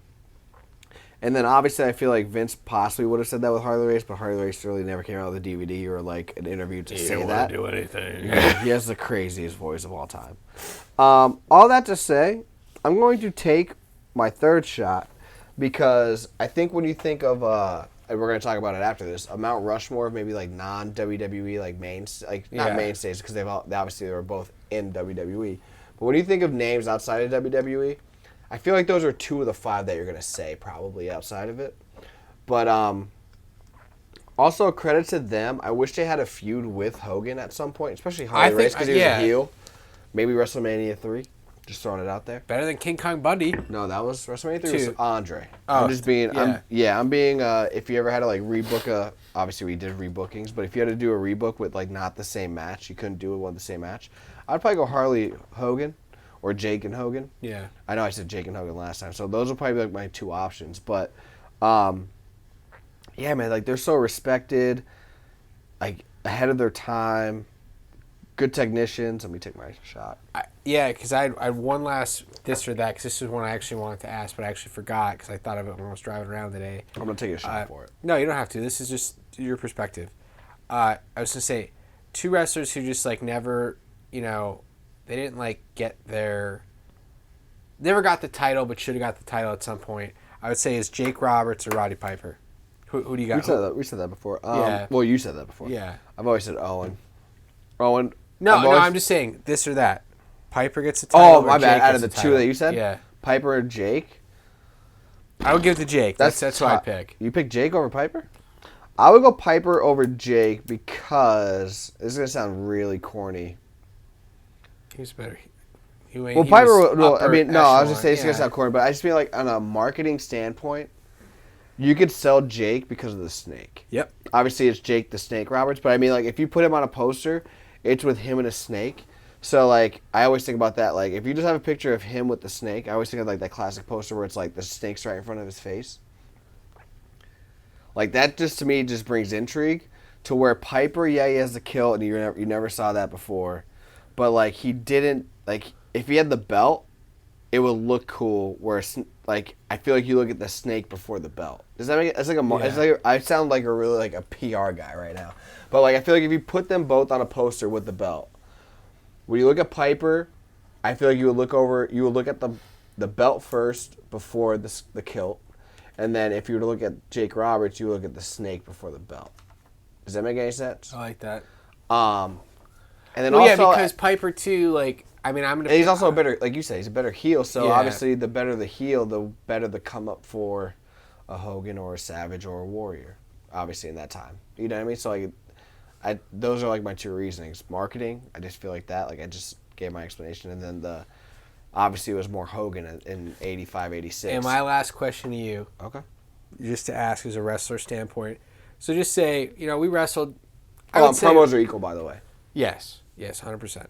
We wrestled in some interesting places in our short term in wrestling, just different territories, different places. 2 years, baby. Yeah, it was a good time. If you could look back at the territory days, like when it was, Texas, Canada, Midwest, Tennessee territory with like Jerry Lawler's promotion and everything else. All right, where'd you want to wrestle? MSG. You'd pick WWF all day? All day. Okay. I would just ask Christine. I've told her a million times, like, if I could move to somewhere just for like a 4-year stretch, it'd be New York. Yeah. I mean, if I liked it, I would live there forever. But I've always told her, like, I just want to live in the city. I mean, maybe live on the outskirts, but then visit the city. But the city's more accessible. I just always wanted to have lived next to a big city. To where I could just visit. Yeah. Not to say, obviously, Atlanta, Georgia's probably a nice city, but it's not New York. Yeah. Same with Memphis, although Nashville is booming. But you also look at the timeline. If we go back to the 80s... It's New York, dude. New York's scary as shit. New York is scary in the 80s. New York was scary in the 80s. It's scary in 2022. True. But at the same point in time, it's like Atlanta was just a hot place in Georgia. It wasn't there yet. Memphis wasn't there. Texas territory wasn't there. Texas maybe, but no. Houston is New York of the South. Yeah, I was gonna say, but and it's not. I was gonna say on a promotional scale, maybe Houston. Yeah. But for me, the promotion of like superstar Billy Graham, like Bob Backlund, like even go before that, San Martino. I would have picked Florida Championship Wrestling just so I could go to the beach every day. I would just say, okay. So you go for like environment. Me and Mark Malashevsky. That's what we would have did. There you go. Speaking of Mount. Leave your mark. There you go. Love that. But yeah, no, I would probably go for promotional sake, maybe Texas. But I just, dude, MSG. Always a big, New York. just like to go real life quick. I always want to live in Philly, like downtown Philly, like live there, work there. That's what I want to do. And then I looked at the cost of living and I was like, I'll stay here. I will stay in Laughlin, Pennsylvania. I am not mad at that decision. But yeah, I would always just go to New York because I mean MSG is maybe it's just like I've always said, like that short entrance. However, I would not want to work at ECW. I would never be able to do a hardcore match. Nah, dude. I think you would.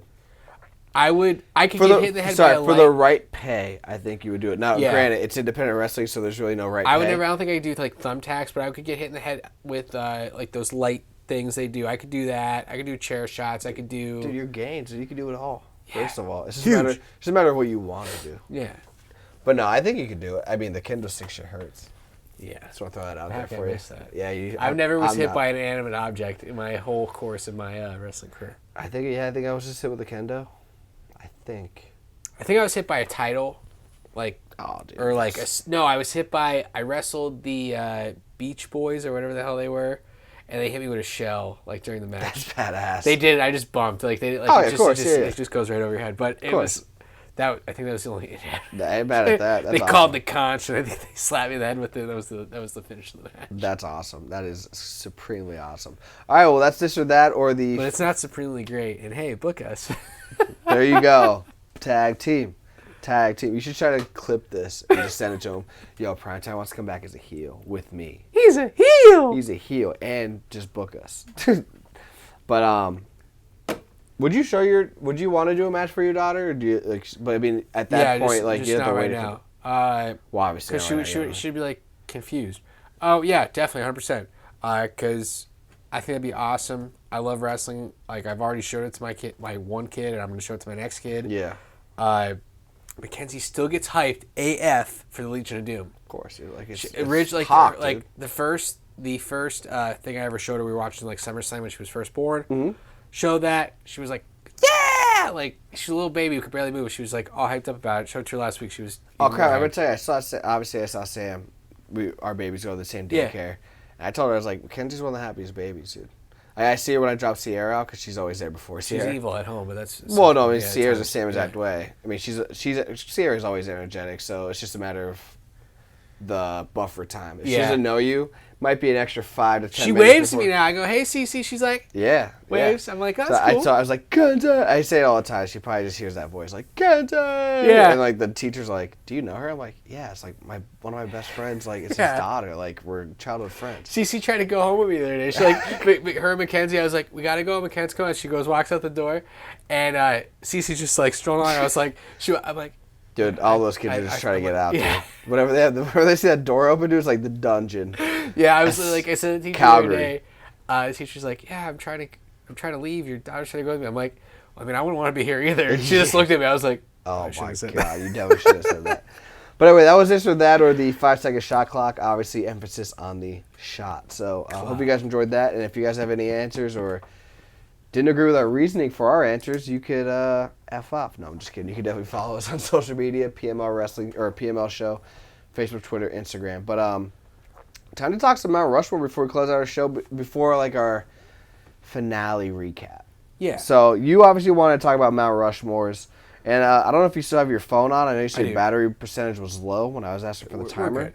But you said there's actually reasoning for the 4 presidents on Mount Rushmore. It's not just like the 4 greatest.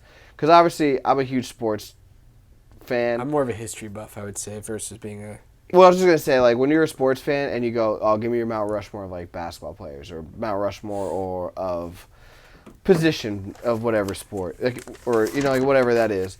Like, you usually do, like, the 4 best, whether it's music, sports, politics, whatever. You always think 4 best. But as you said, when you texted me, and obviously you have the answer there, there's actually a symbolism to the 4 presidents that are there. So it might not actually be the 4 best presidents in our country for Mount Rushmore. There actually might be like a symbolism to it. So when we give our Mount Rushmore for what we're about to ask, it might not necessarily be the best. I mean, it might be based on your reasoning, but it could also be this. Might be following the symbolism of the Mount Rushmore, or it might be a different reasoning. But I'll have to say, what's the symbolism of Mount Rushmore for a quick history lesson? Behind Mount Rushmore is pretty much the guy who developed it looked at it this way: like, who was the ultimate founding father? George Washington. That's who you're gonna pick. It's gonna talk about growth. Next would definitely be or Thomas Jefferson. I mean, he was one of. When is the last time you gave a presentation? Not in a long time that I didn't have my Teams messaging on. You're in the flesh right now. So Jefferson would definitely be picked because he did like the Louisiana Territory, Lewis and Clark stuff. Like he purchased. I don't know any of that shit. That's a Sacagawea. I mean, I don't. So back in high school, I knew this. Louisiana Purchase is one of the biggest purchases in American history. Well, they purchased all that off of France. So that looks at the growth of the nation. Okay. And the next is Lincoln. Gatorade real quick. Lincoln is development, Civil War. I knew that. Yeah. Did so much with Black Lives Matter before Black Lives even mattered. So that was a whole thing, like right. with slavery and everything else, the development, which made our country, I think, even better than it ever has. And then pretty much the last but not least is, I think it was Franklin Roosevelt. I just want to make sure I have the right Roosevelt. Theodore Roosevelt. And he gave the country the big old shot in the ass, the big boom. That Ford, baby. That's the development. We start to see cars, the Panama Canal. We could start doing trading with Mexico, all this stuff. And it gives us all the stuff that we have today. Kind of started with him. And that's why you're the history buff right here. So if it was me, I'd give you a nice little Notre Dame. Going back that far. Actually, I probably can't even do that. I can give you like the 80s of like Miami. the U. But no, I mean, that's awesome. So it's kind of like, that's how I kind of look at it's like wrestling. I'd say there's symbolism behind it. And obviously when you're thinking of a country, obviously from 1776 to now, those are like the four heavy hitters. I'm sure if anybody were to ever carve more rocks and put more presidents next to the Mount Rushmore presidents right now, and there's a lot more people who could do for like preservation, growth, development, and like the big boom. Exactly. So right now there's obviously only four. All that to say, we're only going to choose four of the next couple topics. And again, you could either go by just four best, like the generic answer, because most people, like I said, think of like best, or you can go with the growth, perseverance, initiation of the country, and then what was it? What was the other one? It was preservation. Well, it was growth, preservation, development, and then like the boom. And then boom. Okay, yeah.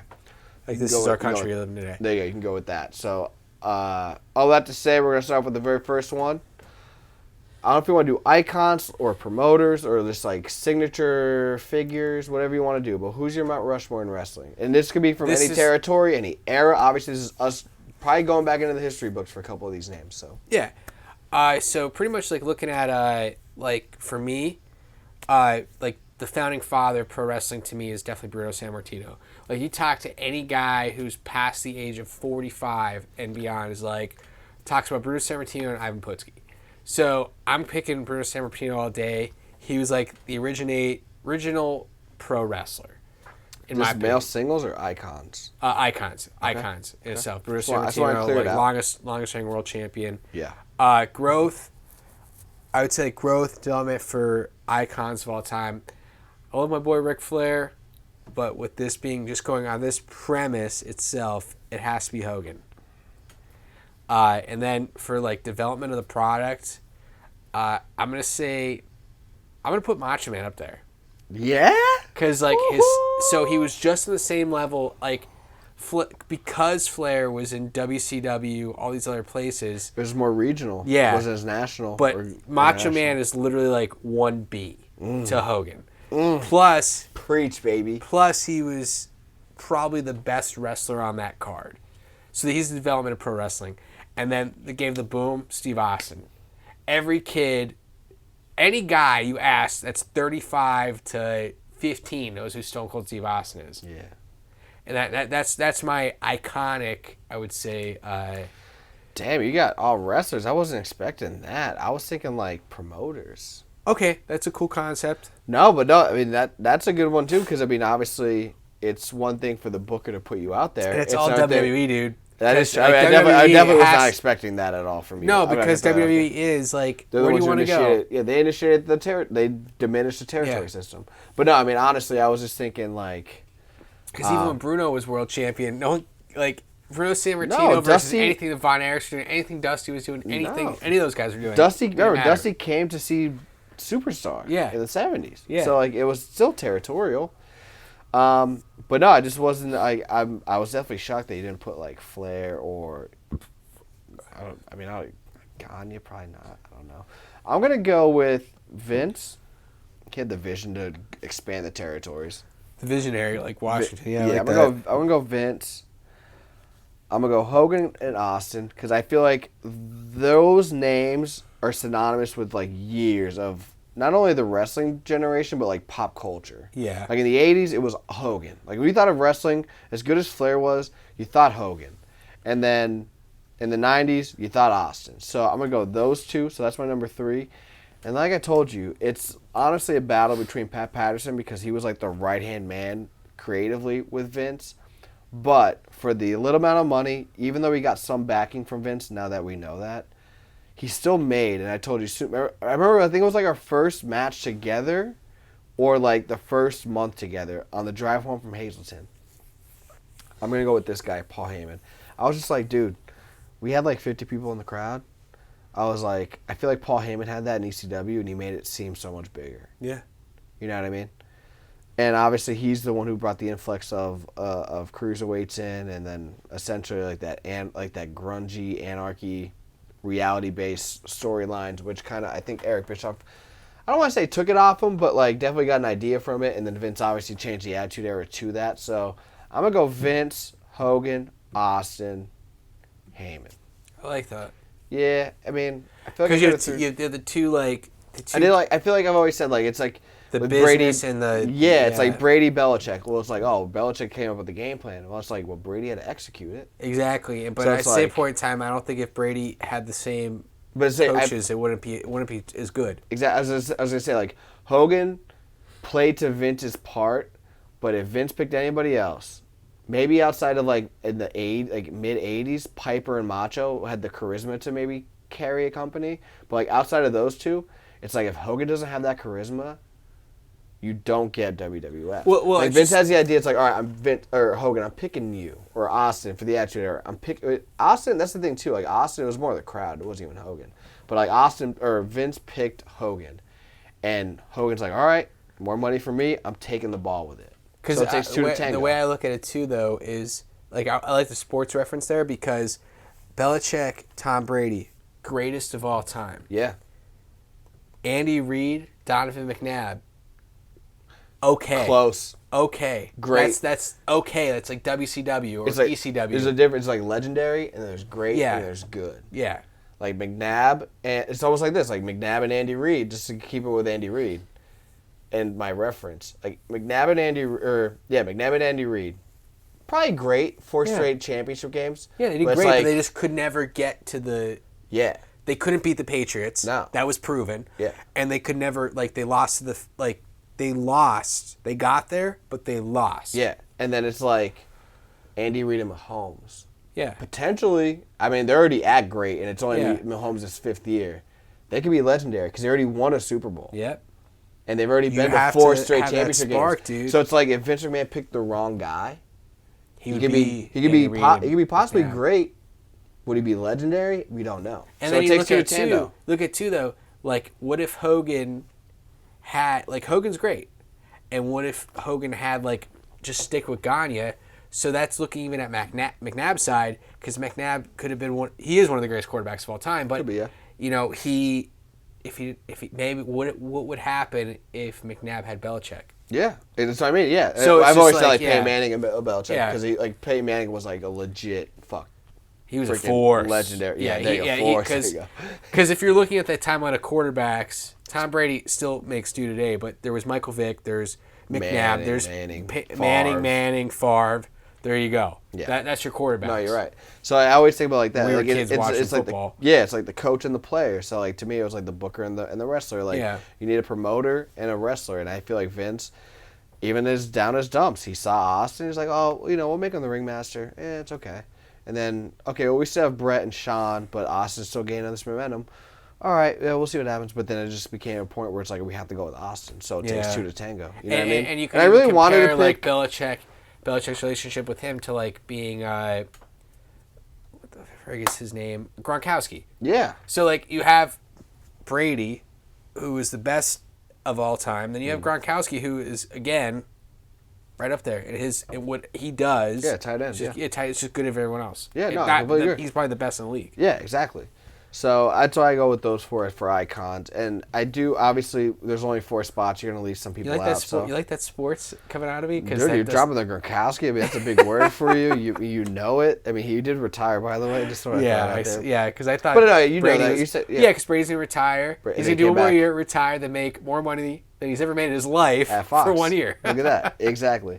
But, I mean, obviously we're leaving people out potentially like Fritz Von Erich or the Von Erichs. I mean, even though that's multiple people. But, you could say Dusty because he was a wrestler. He was one of the very first prominent wrestler / bookers. There's a million names you could name. Obviously Flair because he was Ali, but just in a wrestling scale. So like, there's a million people you can I think leave. with Flair though, I think Flair's more popular with guys like me and you and people from our generation because the tapes are available. I don't think Flair was as popular. Pop culture. Yeah, Flair's pop culture now for like the Ric Flair drip, being with Snoop Dogg. For the archival stuff. And it's like you go back, you watch his old promos, you're like, holy shit. Yeah, if that was, and that's but the thing that too. wasn't on That NBC on to, Saturday nights. That goes back to cable. Yeah. Exactly. I was saying that goes back to availability. Hogan was available. If Flair was, put it like this, if Vince picked Flair, but that's the thing though, I don't know if your character can be a face like that. He would never be a face. That's $1 million man on. That's like the. I would say, let me just think if it was a just on a charismatic level. Yeah. If Vince picked Flair, it would be just as successful. Now, how do you work that to be face or heel? I don't know, but on a charismatic level, Flair was just as charismatic as Hogan. Yeah. It was just availability. Like, do you want to be in NWA, just pretty much mid-South, or do you want to be New York, which is obviously the biggest city, like the biggest market in the country, and then obviously with Vince hungry wanting to expand to every other territory. Yeah. You know what I mean? So, Well, I look at it this way. The big, like, you ever watch the series Mad Men? yeah. No, I heard about it though. Really good series. It's about advertisement people in New York City. Yeah. Guess what? There's advertisement people all over the world who are very popular, but the most popular people who were advertisement men were from New York City. And that's why I looked at pro wrestlers, and it's like, I love Ric Flair. He's my favorite. But if I was 29 years old in 1989, am I going to pick Flair? Because I'm not going to see him on TV every week. Exactly. Living where I live and where we are, I would see Hogan. Yep. I would see Macho Man. I would see, $1 Million Man. I would see Jake Roberts, and that's who I would gravitate to. Now, thankfully, to the WWE Network, like that. No, and you get that luxury, of course. Yeah. And that's the thing. That's hindsight's always 20/20. You know If I was in That Japan, sucks. I might pick Flair. If I lived in Tuscaloosa, Alabama, I might pick Flair. Oh yeah, Carolinas. Yeah. Of course you'd pick Flair. Georgia, you pick Flair. So, yeah, it's all about like territories and timing. And obviously, in our timing, we're probably gonna go WWE or WCW base, and that's what we kind of did. I mean, I picked ECW, but Heyman, I think, is to the point now where it's ECW. Dude, and Heyman WWE. is He's a freaking chameleon, dude. just He's imagine. amazing. Look, he's 50-something years old. He's been in this since he's 14, making a paycheck. Amazing. All right, singles wrestlers, dude. Mount Rushmore. Singles wrestlers, Mount Rushmore for me. I have not looking really. I'm just gonna go my favorites for this route. Yeah, dude. Not It's just your on resume. technicalities. Your resume. I'm gonna go Flair, Michaels, Triple H, and I'm gonna pick a current guy. I'm gonna go with Cody Rhodes. I really enjoy him. What made you go current? A curiosity. Current is just like, I just feel like I've been watching so much current stuff, and I'm just like, I really like what Cody did in AEW prior to and now. I'm a big Cody fan. I'm going to put him on my Mount Rushmore for now. I like it. You So said card Flair, subject is Triple always H, Shawn Michaels, Shawn Michaels, Cody. Rhodes. Okay. I'm going to go. I mean, Try to get every generation. I am for when you were born, you definitely hit it. That's the thing that's crazy. It goes back to like everybody always says like LeBron, Jordan. Who do you pick? I'm like, dude, it's generational. Like, I can't pick Jordan. Like, I was alive. Obviously, I was alive when Jordan like was playing and / retired. But when I start following sports, I have to go LeBron or Kobe. Like, I actually like Kobe a lot too. That's what I kind of got. I say I like Kobe. I say I like Kobe, Iverson, LeBron. Like, those are like my order growing up. Obviously, now that I've been probably just as old now, I'll go LeBron, Kobe, Iverson. But like, looking back at like Andre Iguodala? Yeah, no Iguodala. Iguodala was good though. I think he's so underrated. But I mean, that just goes back to this. Like, you could pick San Martino or a Backlund or a Dusty or a superstar Billy Graham. Yeah. For me, obviously, I'm 31. Technically, Hogan probably shouldn't even be in my Rushmore. You know why Hogan meant so much to me is because when he came back, I used to watch it with my grandfather, like 2002, 2003. Like, he's like, you don't even know how good he is. Yeah, exactly. And I'd be that's like, why. this is awesome. I love this guy. Like, Yeah, and I'm gonna go He with. used to come out to the Hendrix song still at that point in time. I always thought it was so cool. So I'm gonna go Hogan as my number one because if there's no Hogan, I don't know if there's a WrestleMania. I don't know if there's WWE, and because Jim Crockett was so territorial, I don't know if there's wrestling at this stage. Maybe not. That's always the what if. Hogan's my number one. My number two, I go Shawn Michaels, best wrestler. Like when I go to wrestle, like if I watch a WrestleMania match, like I'm watching a Shawn Michaels match. Yeah. Rock Austin. And it sucks that I don't have like a Flair or even like somebody like more current, like I don't even know who's like more current. Like to me, like I like Rollins or AJ a lot, but just Rock Austin for me, like it's my time era. Like I was 9, 10, 11. You know what I mean? Like those are just memorable promos for me to watch, and I don't know, I just like it a lot. So Hogan, Michaels, Rock Austin, I think. I like that. I mean, if I were to do like the Mount Plus more, like if I could add one more, it'd be probably Guerrero. I just think he was such a good wrestler. Like that pun. I'm gonna delete Cody. I'm just gonna put Austin. I don't know why I picked him. It's alright, dude. That's a quarter bottle of Crown Royal we drank on this show. No judgment. And I'm definitely gonna pick Austin over Cody. Austin over Cody. I'm not gonna lie to you. I don't know what I smoked, but it wasn't good. I say Cody's great. Don't get me wrong, and he might be in the Mount Rushmore down in the future because he's still young. Yeah, for maybe a different level. Yeah, he's not Austin. He's not or Rock or. But again, it's my favorite wrestlers are Flair, Triple H, Michaels, Austin. That's my four. Let's go Mick tag Foley teams. has become very. I always say, dude, if you ever want to have somebody that doesn't follow wrestling watch a match, you pick a Foley match. Yeah, I mean, watch that. He's so creative. And we watched that, and then the next night we watched the A&E special on him, and she's like, crazy. He's out of his effing mind. Yeah, he's crazy. Let's go tag teams, dude. This is your original idea. Yeah, tag teams. I'm gonna go with. Excuse me. Tag teams. I'm gonna go with Rock and Roll Express. Then I'm going to go with the Hardy Boys. I'm going to go with... This is where the truth serum comes out, if you're drunk or not. Yeah, right? Do you remember who you remember? Animal and Hawk. There you go. There you go. Legion of Doom. There you go. 3. And then number 4, I'm going to pick the Dudley Boys. Oh, dude, that might be legitimately my 4. I think the Dudley Boys can get the same pop with their music as Legion of Doom. And Legion of Doom used an actual rock song. They came out to Iron Man, and then Did they really? Yeah, like pretty much for most of their career, besides WWE. Oh, I gotcha. Yeah. But besides that, they came out to the Iron Man song. But if you hear, boom, we're coming down, with the fireworks, that music, dude. When I was a kid, I lost. We went to Philly. Remember when we saw Bubba Ray come out, and we're like, yo, oh, right? Yeah, I remember that. Yeah. Dude, that's a legit 4. My favorite tag team is the Legion of Doom, though. I think they're... Everyone's, yeah. I don't want to say that. I think they're overrated, but... Ah! Give me the best Legion of Doom match. Their entrance. No, so just like... 1996 at Wembley Stadium. Wembley what? What? Wembley Stadium, Wembley you said? Stadium, 92, you 92, mean? Yeah. 4 years off? I guess the more shots you take, the more years off you are. Bro, Dudley Boys and Hardy Boys can have a better match with them in their sleep. But either way. They could. Yeah, you're right. But I always say this. It depends on the era. Purpose. But it's also the era, though, too. Like if the Legion of Doom were asked to do more, they might be able to do more. So I can't knock that on. They did whatever was done to them. Demolition, I think, just were like better wrestlers. Maybe. But it's just like Warrior. Like growing up, I loved Warrior. Obviously, I'm 31 now. I still like Warrior because of probably more the nostalgia than the actual matches. Same here. I loved Warrior as a kid. I thought he was awesome. Yeah. Like when I watched. You grow up and you see the colors, you see the stuff. I like, this guy's amazing. Yeah. I watched the match now. I'm like, this is the shits. Yeah. I mean, outside of Rick Rude or like a Savage or Hogan match, it's just like, what are we watching? But like again, it's the nostalgia. And to me, that's what the Legion of Doom was like. So I don't want to say they're overrated. I just feel like they're more of a nostalgia or like marketing act. All that to say, you have to put them on the Mount Rushmore because they did that in every promotion: AWA, NWA, WWE. So Legion of Doom, Dudley Boys, Hardys.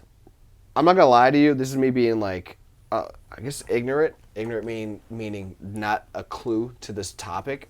Not a topic, but not a clue to this tag team. Never watched a Rock and Roll Express match. I'll be 100% honest with you. Hey, I want to do something. Watch one of them from 1989 on the WWE Network, and then watch them in an Indies match now, in 2022, Yeah. it's the same freaking match. That's crazy. That's Every match kudos to them. is, I was on the card with them. Every match is the same. Like that same match we watched when you were on the card with them. Yeah. Did you wrestle them? I did not wrestle them. Okay. I wish. Did you get to talk to them or anything backstage? In the locker room, we said hi to each other. Typical handshake. How you doing? That's it.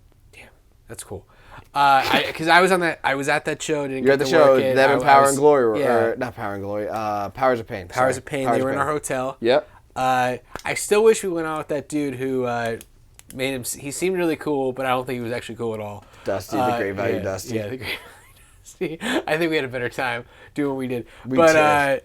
But at the same token, it was cool to meet both of those tagged. I didn't get to meet them. I just solely was in the same room as them. It was like I said, Yeah. the respect thing in the locker room. We just shake everybody's hand. But their matches have always been the same. They never. Ricky Morton doesn't really do a lot. I mean, Ric Flair says that if he was 6'2", he'd be the world champion in every territory. Ricky Morton and his son had a match on Ric Flair's card, and you watch what he did. Same thing. Same match. Everybody loves it. But hey, it's over. Their stuff is over. They run to the ring. That. They do a couple punches. They get beat up. Match is over. I ain't mad at it. And then one thing I never caught this. JK, one of our buddies, showed me. He's like, watch every match. He goes, he pulls your hand up. He's like, you're the fighting heel, and he shows you your finger to your partner, and he does it every match. That's crazy. Yeah, Moran's the man. No pun intended.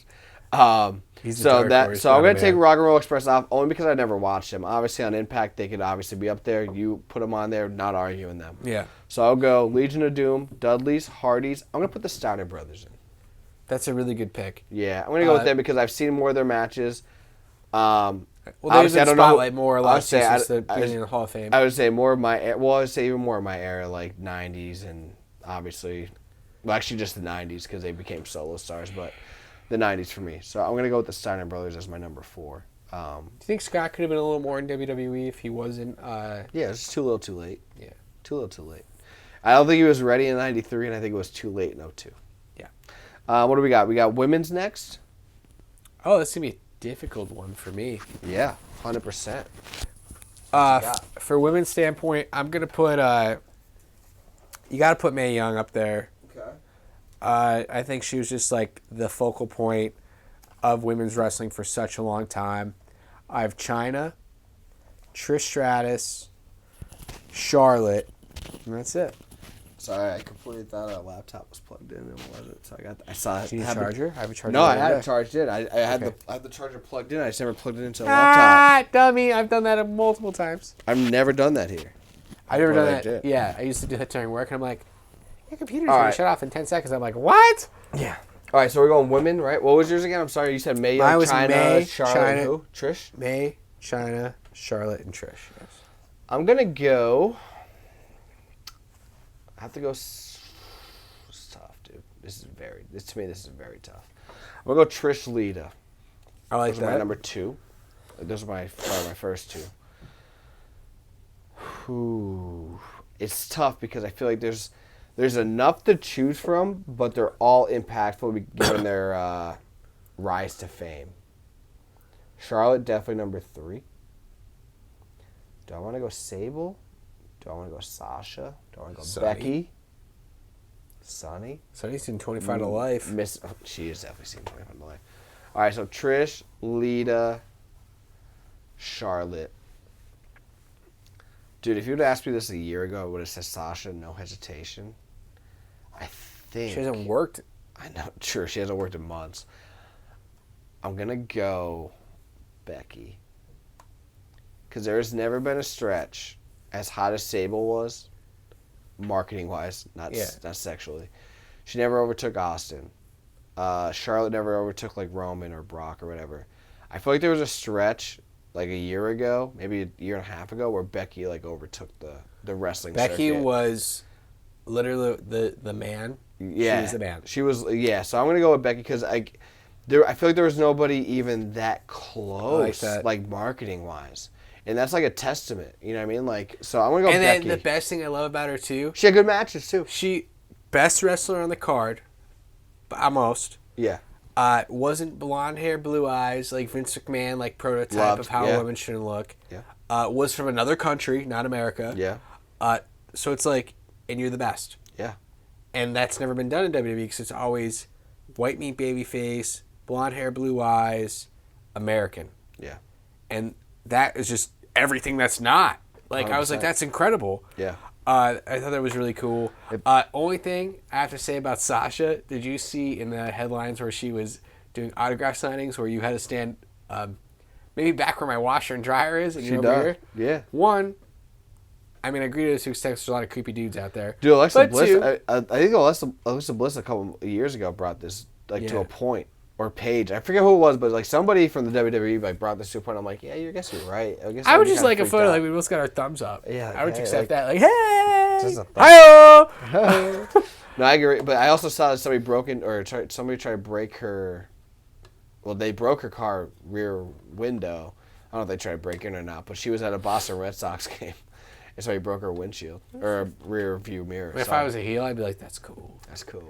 But if I was a girl who no longer had a job and was just doing autograph signings, I'd be like, all right, I'm probably going to call the cops. Seriously, 100%. So, yeah, if there's a Mount Plus more for me, just another little asterisk, I would put Sasha in there because I always thought that. I would do Sasha as well. Give every stipulation match that's ever been done. She was in the first one, and there were also, like, matches of the night. And I've always said that she's like the female Shawn Michaels. She was the first Miss. Well, you look at, too, like all those girls that came through. I felt like you had a Hogan, Michaels, an Austin, and like a Triple H all in one class. Yeah. And you would obviously it never happened, but like Charlotte, she's like what the Office wanted. Bayley's like what the wrestlers wanted, and then you have Sasha, who's like you didn't think they were going to be good, but she's the best wrestler on the card. Yeah. And then you have Bayley, who's the gimmick, the total package, plus she can wrestle. Yeah. Yeah, I completely agree. You mean Becky, by the way, on the second one? Yes. Yes, like where the wrestlers want it. Yeah. Completely agree with you, 100%. So, yeah, I'm going to go with that. Trish, Lita, Charlotte, Becky. Again, if it was like a year ago, probably would have said Sasha instead, but Becky just took over. And then what do we got? We hit all the home runs. Let's go belts. I feel like we never went belts in match stipulations. We can keep this kind of shorter because I just added those two. But give me, like, if you were in obviously you already have the World Heavyweight. I don't know if that's going to be your Mount Rushmore. I was assuming it is, but you had that beautiful wall back there. Yeah. If you could put 4 belts on there. Well, actually, you know what?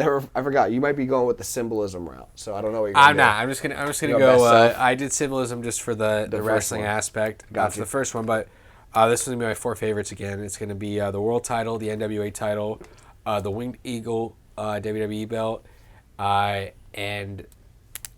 last but not least, I was going to go with... There you go, 2 more. No, 4. There's 4 total.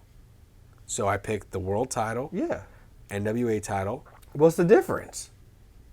The actual NWA title that Flair had in like 85 versus the actual World Heavyweight title, there's 2 different titles.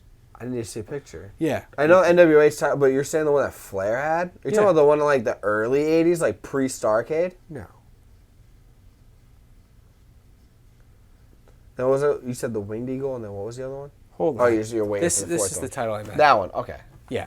So that's what the is NWA that? What title. year is that? That's, I would probably say 85, Okay. 84. My bad. And then the actual world title, the big gold belt. No, obviously big gold, that was 87, and I think it got retired when Flair left, and then Damn, it I'm came dumb. back. I thought that was in the 83. I thought he had that at Starrcade 83. Maybe. But no, I could... like Because I've always said, this was the original world title. That was, no, yeah, you're right. And then the big gold belt came, and then he had that for a while. Yeah. And then he won the one off of Vader that he had when he came back. The 93 version. Yeah. That was the shits. So NWA it was like title. It was like a great value Winged Eagle, Yes. I always say. It looks like it from the It literally from afar. does. It just has blue and it says WCW on it. Yeah, from afar. So I picked NWA title, big gold belt. Then I'm picking the Winged Eagle WWE title. Yep. And then I'm going to pick the Intercontinental title, the original. The 8... Wait, what do you mean the original? Like the one from the Savage Steamboat? Yeah. Okay. Yeah, that's the original. No, I was just saying, because I think the original has like a green strap. It's the one that that's the Valentine green had. one. Yeah. And then that's the original one that he won in... Pat Patterson won in... San Juan, Puerto Rico. Puerto Rico. Yeah. You're right. I believe it is. That's a good collection. The NWA one, I didn't think you were that far of a historian. I appreciate that. I only started appreciating it thanks to WWE Network, honestly. I ain't mad Just at watching that. old stuff. And then, it's the same title that, It's this. I don't think it's the same title, but it's a copy of what NWA has today, and I think that title's so cool. Yeah, no, that's cool. That's cool. I'm gonna go Winged Eagle. I'm gonna go Attitude Era. Belt. I'm gonna obviously when we were both getting our belts, I was like, I don't know which one to pick, and then I literally just wrote a list who held which titles, and more was on the Winged Eagle of my favorite wrestlers. So I just picked that one. Also, too, I like your title better because over time, my world title's up in my office. It's too much. It's too heavy for the strap. It's too heavy right? for the strap. Yeah. Yeah, I got lucky with that. I wonder how the Attitude Era belt would be though. I mean, down the road, I do plan on buying like my two goal more is to titles. get that one too, just to, like, because like when I was a kid, that Undisputed title was the both two. those belts, Yeah. and they both mean so much. So Completely agree. So I do plan on getting that one, and then this goes to my third pick, which is the '80s Intercontinental title, late '80s Intercontinental title, and then my number 4. Very, very tough. I am not gonna lie. I don't know what it is, man. I do like the new era, like women's title, because it's the white belt, and I do like that new, like I do like the WWE face.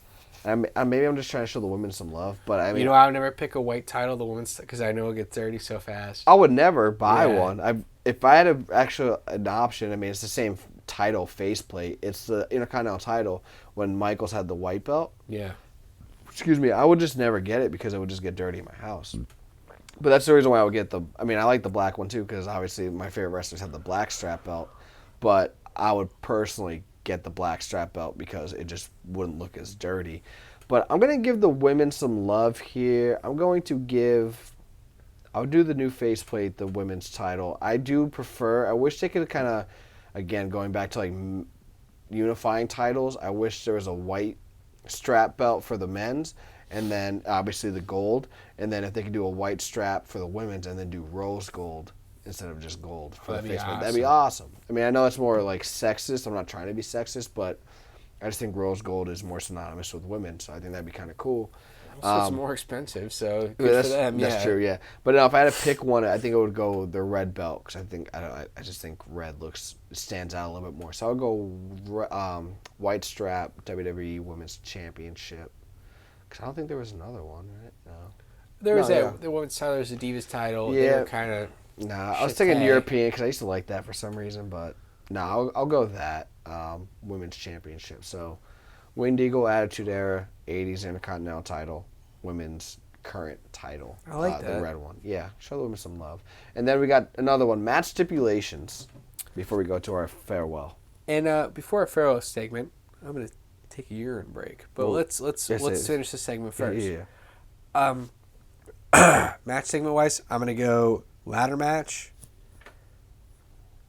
Hell in a Cell, plain old cage match, The good old. and then a hardcore match. I like it. Any explanations? I would go with cage match because I just feel like that was the original See, I feel like Cage and Hell in a Cell are the same. finalization of a feud back when it was actually done, and because no one's going to get in and only those two people are going to get out. But half the time it never worked out that way anyways. Hell in a Cell, just like you knew it was going to be like a grueling, exhausting match, I think, over time. But synonymously, obviously, I think anyone who's a wrestling fan who watched any portion of the 90s is going to be like, all right, picking that because Mick Foley, Undertaker, Of course. Triple H, Jericho, Triple H, pretty much everyone else he faced ended up in a Hell in a Cell. Facts. Triple H, Cactus Jack, very good match. And the latter matches are so synonymous with Edge and Christian, Hardy Boys, Dudley Boys. And then last but not least, the hardcore matches. Like, I feel like every match from like 98 to 2001. I've always said every main event match of the Attitude Yeah, Era was because that. so you think of Austin Rock, you think of Foley Rock, you think of Austin Foley, you think of like even at one point in time, like, you know, Cena Bradshaw. That's one of the bloodiest matches I've ever seen in my life. Yeah. Guerrero, he had some really good matches with JBL. Like that's even like going to my exact childhood when I actually watched those matches. That's you, yeah. So yeah, that's why I picked that. I like it. I got ladder match. I got Hell in a Cell match. I got casket match for some reason. I know that's kind of obviously strictly for the Undertaker, but I just like the concept of like doing something where somebody can escape, or like something where, like, it's like a safe way out to extend the feud in a way. And then we're gonna go last man standing, the 10 count. I kind of like those. That was always cool. Yeah, I Cool mean, obviously, I think it's different over the years, but I really like that I concept. say the originators kind of made it more significant. Yeah. So it kind of got watered down a little bit now, but I kind of take the quality over the quantity. Right now. I agree. All right, so there goes our Mount Rushmore segment. We are on a roll here to finish our finale. So hopefully you guys are still tuning into us. I know we're creeping up to the probably a milestone timeline of us approaching the 2-hour mark, maybe even over it. I'm not even sure. This might be the most viewed episode, and we're gonna be like, shit, we're gonna have to keep doing this. Or it could be the worst. And they were like, oh, glad this is the final one. No, hopefully it's the way that you said it. Because we are actually having like fun here, and like I said, we're just letting loose, balls to the walls, talking anything that we want to talk about. But all right, so let's talk about our farewell. Like I always talk, like not our farewell. I mean, let's just talk about like random topics about like the show in general. Whether it's like us two, obviously us three when Price was here. Favorite segments, whether it was like those level. I always think of like level ups or the waterfall effect, or like the fantasy drafts that we would do, or the brackets that we did. Honestly, one of my favorite. The remakes, anything. What was the other one? Punch Their Ticket we used to do. Like we're gonna pick like Hall of Fame people, and now we actually saw a couple of those go in. Obviously, it's been 8 years, so like it's kind of cool. So what were you gonna say? One of my favorite things about the Primal Wrestling Show, doing it, looking back at the beginning, at our original juncture, when you were spare room. The spare room. Empty spare room. Yeah, that was a good time. And Price would come over with like his face painted and shit, and we would go to get burgers afterwards. And I'd be like, "Yo, you gonna wipe that shit off your face?" He's like, "Nah." He's like, "Nah." And I'd be like, "Fuck, I couldn't see with this fucking guy." And I just like, I was literally just taking a piss upstairs, and I was laughing, like, and I was like, borderline getting upset. No, of course. Because I thought how funny that fucking was. Whatever, I don't care. Dude, how funny it was. And I'm just like, this guy gave 0 fucks. And but he made our show so awesome. We went to that virtual format, and him just being him is something I like can never replace. So you miss it. Yeah, of course. So that's the main one for me. Just Price. Any segment he was involved in, him fighting with you, 9 times out of 10, I actually agreed with him. So that was even fun. I was always that was even funnier. I know. Yeah. So that there was the comic relief in the show itself, and then just him being him, and just doing the show. Like I remember the one time we were at your apartment over in Luzerne, and we're all drinking beers, and I don't even know what the disagreement was. And I'm just like, you guys are fighting, like show's we're over. outside. Yeah, we're outside. Him and I were arguing. I'm literally sitting there drinking a beer. Like I just like, I don't know. I honestly don't know what sparked this. Neither do I. And I'm just going to sit here. I'll get like, I was like peeking out the blinds. Like if we had a camera. So you were in where we recorded, right? And then him and I were outside. I'm literally just sitting there drinking a beer, and I'm literally peeking out the blinds. I'm like, well, if they hit each other, I'll get involved. I'm like, I really don't need to be involved. No, we did. I think we hugged it. Then we came back in. And we recorded. Came back and recorded the show. I was like, so we're doing this. Like you both are looking at me like, are you good? I'm like, it didn't even involve me. I know. So that was really funny. Nah, dude, like, we're both. Well, you guys were. We're both like. I mean, well, even with you and I, look at it this way. I got brought in this show because I liked wrestling. You guys went to school for this stuff. You guys worked in this field. Yeah. I have no understanding besides, Malloy, read this, give us your thoughts, and that's it. Yeah. I didn't know. That time, I don't know. Mediator. I don't know anything about production. I don't know anything about putting stuff on YouTube. I don't know what stuff. So I want to say, one, thank you. Oh, I appreciate it. For doing all this over the years. Because without you, there'd be no show. Yeah. Without Price, there'd be no show. Of course. You guys could have had any other schmuck sit here. No, we just. But we could. This show couldn't have gone on without you and Price, and I want to say thank you. No, I appreciate it, honestly. And obviously, like, Pride goes back to that argument. I actually never forget that. I honestly don't know what it sparked it. It was about stuff you guys did for the separately. Yeah, for work, and it was work. It's work, but you guys also have this. Like this was work to an extent for you guys. So this is like your job's doing the same job you do at work outside of work, and I'm just like literally sitting there like, wow, I'm the dumbest guy in the room. Nah, it was What the just fuck's going on? the thing too, though, and I appreciate this with Yeah. everybody. Like, actually, Christina and I were kind of talking about it like the last couple days or like 2 days ago. Like, people, like, and this could be my fault, not trying to go off the topic, or even a topic or whatever the discussion is. But like, I don't like when people discuss like a disagreement for just a lack of passion. Like to me, disagreement, it's like you're just blatantly disagreeing with me. You're not understanding my topic, whatever the case is. Not saying Price did that, but like what I'm saying to you is like when you said like we're arguing outside, we came back, like we hugged, came back in, recorded the show. You're just like, are we good? And we're just like, yeah, because it's two people that were crazy passionate about like, broadcasting. Broadcasting. We went to school for it. We obviously loved wrestling. So it's like, all right, Price had his point of view. I had my point of view. Let's discuss / argue. Obviously, it's going to get heated because we grew up with each other, so we're comfortable with raising our voices. I could tell you to go screw yourself, but 2 minutes later, you're still be my best We're going to be fun, friend. 100%. So, and obviously, you don't have that luxury with everybody, right? Like, it's only with your boss or whatever. Yeah. Yeah, you have that with your childhood friends or your loved ones. So you're going to have that. That's why there's disagreements or whatever you want to call it. So we had that, and we're just like, all right, we're going to do this? Yeah. All right. Full throttle. We obviously did that. So I always think about that day, and I always think about, like, I don't know if it was the day that we actually started, like you said, but I always think about that spare room where it's just like, all right, elbow drop.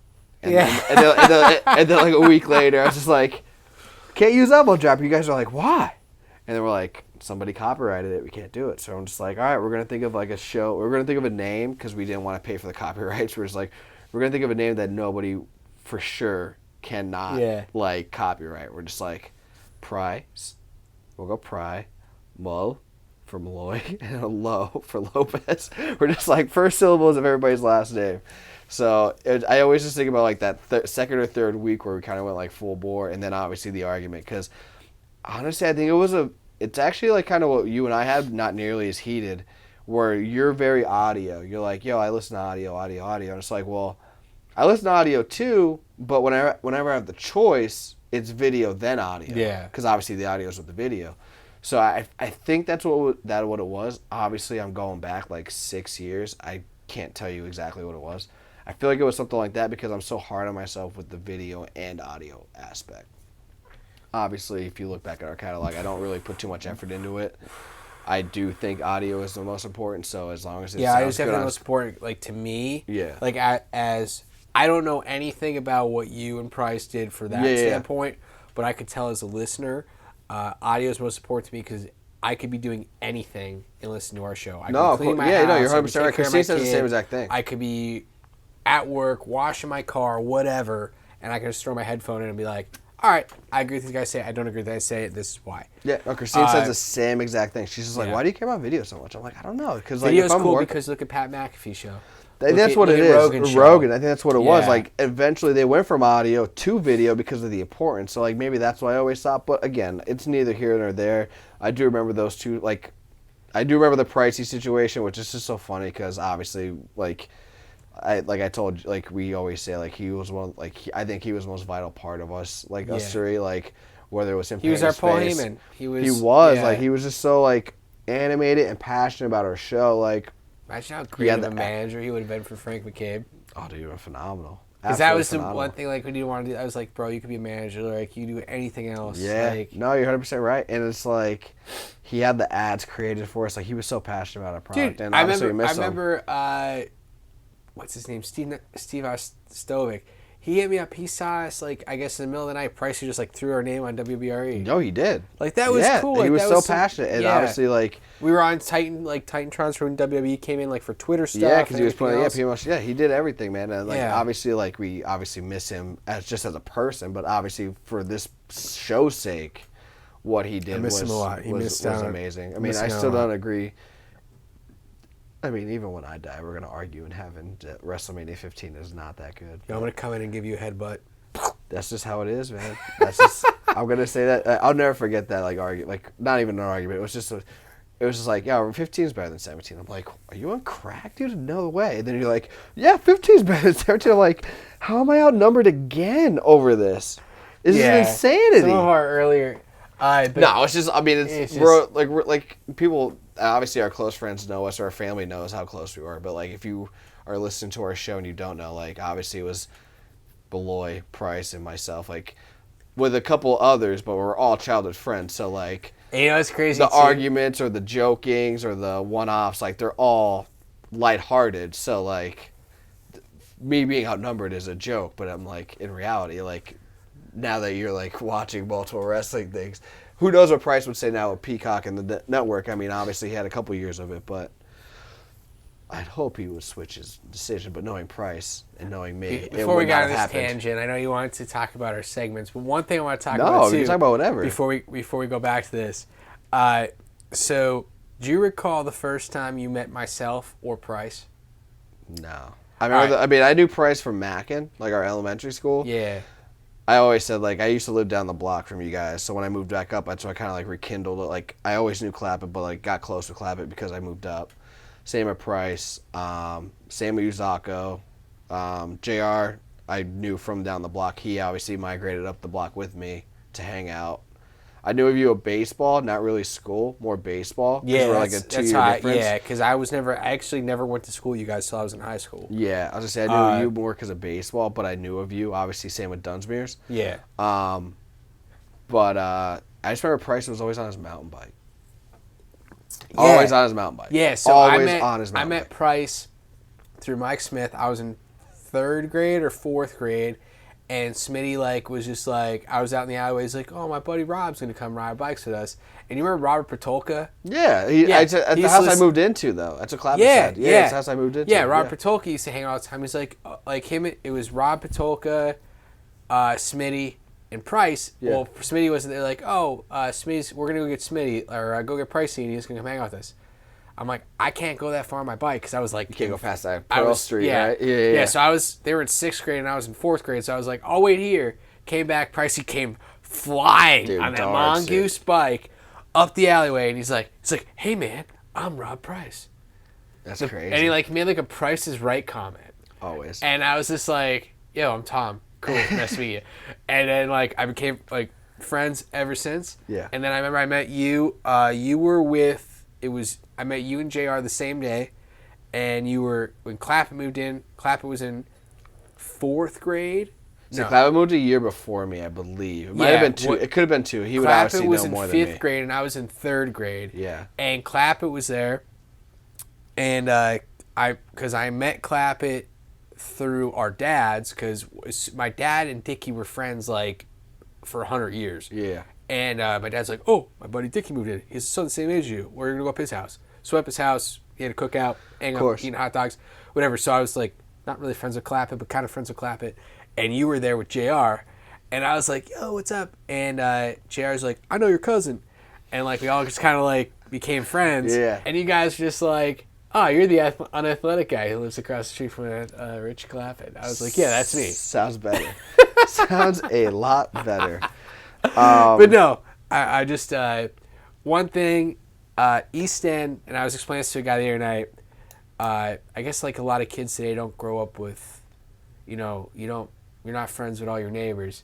I was explaining to this guy, my dad. It was my dad's buddy. They were over having cigars. We were hanging out talking the other night, and my dad's literally every kid in the neighborhood, I knew them by name. I knew their parents by name. And they were friends of my kids. Yeah. And if they weren't friends with my kids, they fought my kids, argued with my kids, and then now they're friends now. It's 100%. So I cherish whatever anyone wants to see out of this podcast. I cherish still being able to have those moments with you and have those moments with Price because now our kids are friends. That's weird. That's crazy. 100%. So best thing on this podcast is to continue our friendship, and I hope it continues to flourish throughout all these years. No, 100%. Like I said, we might not do this consistently, but we might get together for one of the bigger shows and just maybe do a quick live recording or even just a quick recording. But obviously, I know when I brought this up to you, it was me bringing it up to Malloy. I've always said Malloy's he's so easygoing that you have to bring stuff up to him. Easy, baby. Word. But I was like, we're just getting so busy. I just don't have the same passion for the podcast anymore. Yeah, I don't want to stop. And you're just I was like, yeah. I was like, and I remember I said, before I asked this, I want you to be 100% honest. Because if I feel like you're bullshitting, we're going to stop it anyway. So I asked it, and you're like, yeah, 100%. And then you're just like, as long as we still hang out. I'm like, dude, of course. Like, it would probably, like, I think based I on don't have my any friends besides like the kids I grew up with. I was so. saying, what else? Same, dude, 100%. Like, I met good people through Christine and like her friends' relationships. Like I made friends Big through A my and, like, friends, Vince and then Jay your and- friends. I'm just friends with your friends. That's yeah. all. So like, but like, you're just like, yeah, as long as you still Shout hang out to out. Big A. We got to golf with him sometime. 100%. I think he said he was going to golf last week, but I didn't follow up with it, so that's my mistake. But Yeah, I get you on that. So, Word. story of my life. 100%. But I told you, I was like, yeah, 100%. Like, I think the easiest way for us to get together and have a beer would be during the week, just for like an hour or two. Yeah. But I mean, because my weekends, and especially in the summertime, are just crazy. But like, of course I want to hang out with you, because like you said, like our childhood memories are like something that we cherish in our relationships, or something that we cherish. And that's how this podcast actually started. Like, it was... Price and I were just like, yeah, like, we're not really doing anything with, like, our degrees. Like, he was doing radio, and he was doing WBRE. I really wasn't. But I was like, so if you ever have extra time, like, would you want to do, like, a podcast? Back then, like, podcasts were growing, but, like, it was impossible to, like, get your name out. It was, like, pretty much, like, just SoundCloud. And he's like, yeah, 100%. And I was like, well, I kind of would like to be a mediator, like a host. So, like, obviously, you could do, like, a two-person, like, a host and then somebody else. But I feel like it's a little bit harder. I was like, why don't I just host, you be like 1 point, or like feedback, and then we toss it to another person. And I was like, Malloy's a wrestling fan. Like, we obviously grew up with him. Like, he's trustworthy. And Price was like, yeah, 100%. So that's why we threw it out to you. Obviously, you accepted. And then, like, right around that time, the network came out. So it was like a gold mine. Perfect. Yeah, it was perfect timing. So it was like, it was just... We did it was so cool. much with wrestling too. Those first 4 minutes. I remember like my first mom 3 and or 4 dad. years. They're like, what are you doing on Tuesday nights now? I was like, oh, I'm doing like a podcast. They're like, what the hell is that? Yeah, it's crazy. Like, what... And that's the thing too. Like, obviously, we've done it Now for so they're like, long. yeah. We've done it for so long. It's like everybody knows what a podcast is Yeah. now. Where back then it was just like you'd have to say like an audio show or like a radio show, but it's Yeah. not on the radio. You know what I mean? Like, it's crazy. Like, what those minor like details of showing like how old something is or shit is. Like, it's crazy. Well, the same thing too is like even look at the fact like how people get likes. Like I remember like you're like, oh, we could pay this and it says it's gonna pay out this amount. I remember like going into Beer Boys and being like my podcast, like my podcast. Yeah. Like I'd go up to talk to girls. I'd be like, I don't want your number, just like my. Yeah, I remember podcast. you actually did that. Yeah, you took like, well, somebody gave you your phone and then you like searched our name Yeah. on the Facebook and then you hit like. I sold T-shirts of ours in that bar. And Yeah, no, you everything else. did. Shout out to Beer Boys. Yeah, shout out to Beer Boys. The good old days. That was a fun time. Mm-hmm. We did a lot of like even Fun stuff. Pricey interviewed Mick Foley for our show. Foley? Foley always talks about Knobles in every podcast he does. Yeah. I would like to run into him sometime just to like say thank you for doing an interview for us. That'd be cool. That would be cool. Remember he reached out to me for the bracket, the first ever bracket we did. Remember, I think I took a screenshot. I was like, yo, he actually asked about the bracket. Mick Foley reached out about that. We had Brian Knobb share our show. Yeah. He's like, these guys actually know what they're talking about. That was like, dude, that's kind of cool. 100%. That's really cool. And then also like just getting into the wrestling. I don't think we ever would have became wrestlers if it wasn't for the show. Oh yeah, because you said you got hired at guard, and then Moran and Mike were there, and They're like, he's a mark. Yeah, he's a mark. And then obviously next thing you know, you're Frank McCabe. Should have been Gaines, but anyway, you're Frank McCabe. Yeah, we could always work that out. Hey, we could always work that out. No pun intended. Yeah. Gaines, baby. Yeah. But another person we should shout out too. It's obviously back during our like finding ourselves again is Steve-O. Yeah, Steve was because an during awesome COVID component. we couldn't really like figure out what to do or how to do something. Steve-O helped us out. He was our producer, obviously, a year and a half ago for about a year, and he was tremendous. I still follow him on Facebook. He's hilarious. He's hilarious, Yeah, and he check him has out. great food. But yeah, he was great to us. So thank you to him, obviously. And thank you to Rich Clappett and Elizabeth who actually hooked us up with him. Yeah, Clappett set up the connection there for me. You weren't there that night at his house. No. And his friend who worked with him in the jail. Might be Steezo, by the way. Steezo on Facebook. Steve or Steezo. But depending on how it yeah, goes. she has a really good podcast where it actually they do a lot for veterans and stuff too. So that's actually what got us there. So shout out to those guys to get us there. Thanks to Axelrod, I think who did the original T-shirts. Yep. That was cool. and then everything you did for production, and so did Price. This show is even people know it. Like the coolest thing about doing this show is I went to school with Anthony Lopez. He was a good friend of mine growing up.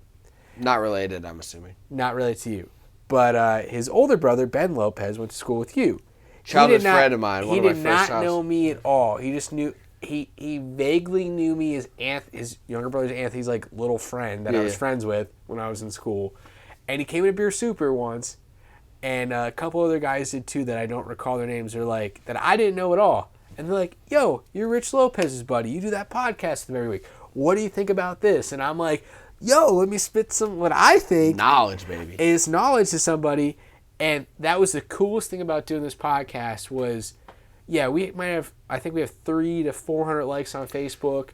We have a lot of shows too. We have a lot of shows, and a lot of people listen to them over the years. And I want to say thank you to the fans, of course, because the coolest thing is being out somewhere and like I'm known as that wrestling guy now in our community, which it isn't small, but it isn't big. Yeah. But they're like, you were a wrestler, you know wrestling, we think you're cool, kinda, and you were and you were like an actual wrestler. So like, let me talk to you. What do you think about this? Because it's like there's so many dudes and even girls in our area that are just like, yo, we like wrestling. What do you think about this? And like, I was like a source of knowledge. Have you ever got that? No, like, I was just saying, I used to always hate, and after you get through this, and everybody, I think every wrestling fan gets this. Wrestling's fake, right? It's just like, yeah, I got it. What? And especially when I even started like training for it, it's just like, yeah, let's show the bruises that are on my back, I literally, your back, Pricey's back. Yeah, like it's not fake, but like it's, if you want to say scripted, that's fine. I'll go scripted because it's like a play essentially. Like I always say, ballet dancers.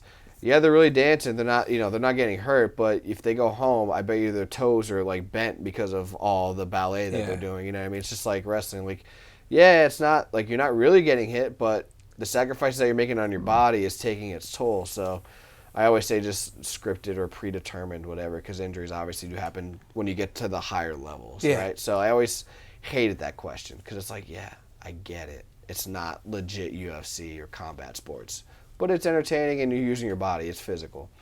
So once you got through that, it was just like, hey, like, what do you think about this? Because like, you do that show, right? And I was just like, yeah, it's fun. It's fun. I used to always like, it's crazy because I used to always be like embarrassed about it until I started training. Yeah. That makes any sense. It was just like, yeah, do it. It's not fake, but it's like you're sticking up for something that you never did. So you just seem like a nerd about it. Yeah. But like, smack in the face. I say, but it was always weird though, because like I always embraced being a nerd about wrestling. Yeah. But it was just weird because it's like I can't, like I'm sticking up for something that I never did. So when we started training, I took like more passion and pride into it. Especially because a lot of people thought I was decent at it. So I got like a comfortability about it. Like, oh yeah, I can stick up for this. You know what I mean? Like, yeah, I was the same way where I was in a different. I would say you and I. Training was different, I think harder and easier for different perspectives for us. Oh, of course. I think if you and I, Dragon Ball Z thing, I think Big John will appreciate this. Word. Fusion skills. Ooh. If I put my skills of wrestling together and your skills of wrestling together, I think we would be on a TV show somewhere. You could be. We could always be as a tag team if you want to just do that. We could always just fuse our skills together. Yeah. But as a heel, I feel like I could put a little bit more charisma. And the other thing too is because at one time I was a heel wrestling.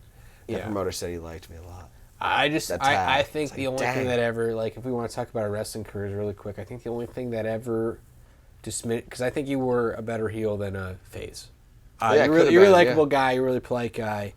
But you as a heel, is a real like. I've played basketball with you. I've played sports with you. When you're competitive, you're a dick. Yeah, because you're competitive. Yeah, and that's how you should be. And I just it makes it real. Unfortunately, like the sanctuary, I just think you were just looked at as like, oh, he's Hispanic. He's going to be like the hero of Hazleton. Yeah. No, it's not the fact whatsoever. I think you would have been a good foe for Mars to be like, hero. They don't even appreciate you. Like I could see like that's like the gimmick I've seen you do behind the camera, and it's like you would have been way better. I think you've been way better as a heel.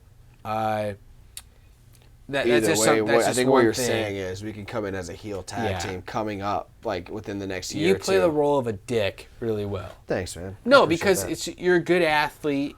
you I just know think you're better than people, but at the same point in time, you see someone doing like I remember the one time you and I were playing basketball together at Kings. I suck at basketball. I suck at sports in general besides baseball, and I'll say that for everything. Well, no, but I'll explain my perspective.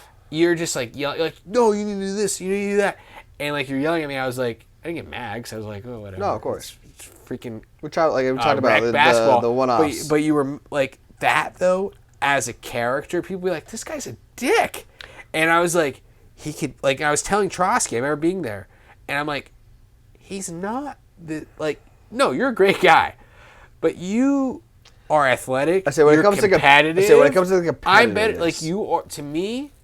You are the Mr. Perfect character. I wish. No, in a lot of ways. It's just like, because everything you do. You're talking me up to these people, and I appreciate it, but no, everything you do, everything you try is just like, jump over you. Okay, cool. Armbar. Okay, cool. Whatever. Like, I'm better than you, and I don't understand why you can't do this. So, to me, I think you're a perfect heel. Well, I appreciate that. Honestly, you made me feel $1,000 right now on the as we're closing out the show. Well, if you could shit some out of your ass. Seriously. I mean, just to go before I'm going to give you your flowers too with your character work, because I've always said like the most confident person. I always say like there's a couple people I know, but like you're one of them. Like you even just said it, like you always have your camera, like your team's camera off, right? Because like you could always like BS. Not BS is the word I'm looking for, but like you're so confident with your shit. You know what I mean? You can just wing it. Yeah, just don't look in my eyes. That's all. all. I say I look into your eyes, but no, I say I always like you like best man speeches. I always say like I don't wing it. I always do like the Biggie Smalls approach, where like I kind of know what I'm saying when I'm going in, but I don't like to. I don't like to have the paper with me. I feel like this sounds like this just looks cheesy. So like I try to like visualize what I'm gonna say. The Mike Malloy aspect. Yeah, I felt like Mike winged it, to be honest with you. But the whole thing, either that or the alcohol spoke for him, and he was trying to decipher what alcohol and sober thoughts were coming out. But either way, it was a great speech. It was memorable. But I feel like you were confident. Like you kind of just said it. Like you're with one of your best friends training at the same time. We're obviously had the same experience, and you think I was better than you. But like on camera, your confidence made it look like you were better than me. Does that make any sense? Well, I was always taught you wake up and you brush your teeth. You're 5 seconds ahead of everyone else. There you go. And like the only thing I always ever said was just like, yo, like everybody's like saying like McCabe's really good on camera. He is. I obviously know that. I drive with him in the car. Like I know what he could do. But I was like, you can't. I always feel like a heel has way more leverage to say whatever the hell they want to say. Yeah, because you're dead. Than a face. Like a face is just like, yeah, you shit on me. I can't say anything back. Yeah, I'm leaving the camera now. I'm gone. Because the most like face thing ever that got over in the last thing I'll say in my brain is that Drew McIntyre speech. It's just like, I'm a wrestler in wrestling ring. We're gonna wrestle. But here's my thing though: if Kevin Owens wins such a great heel, is that a face speech? You don't know. It's a heel thing. You don't know. You don't understand it. I wasn't even there. Yeah, I wasn't there. So I always say that. I was just like, yo, like, if you guys want to see how truly entertaining or charismatic one can be, give them, before they become like a on-camera personality, give them 1 week at a dark match as a face, 1 week at a dark match as a heel. I never worked as a face. I don't even know. I know, but that's what I'm saying. Like, that's as a heel. crazy though. Like, I wish like I was able you to did do like that. what you did 2 years of wrestling. You never did it, and that's what I mean. I mean, that's also a testament to you. I mean, I guess you look like look like a ball bag. I write to promoters are like, could he work as a face? Absolutely not. That's amazing.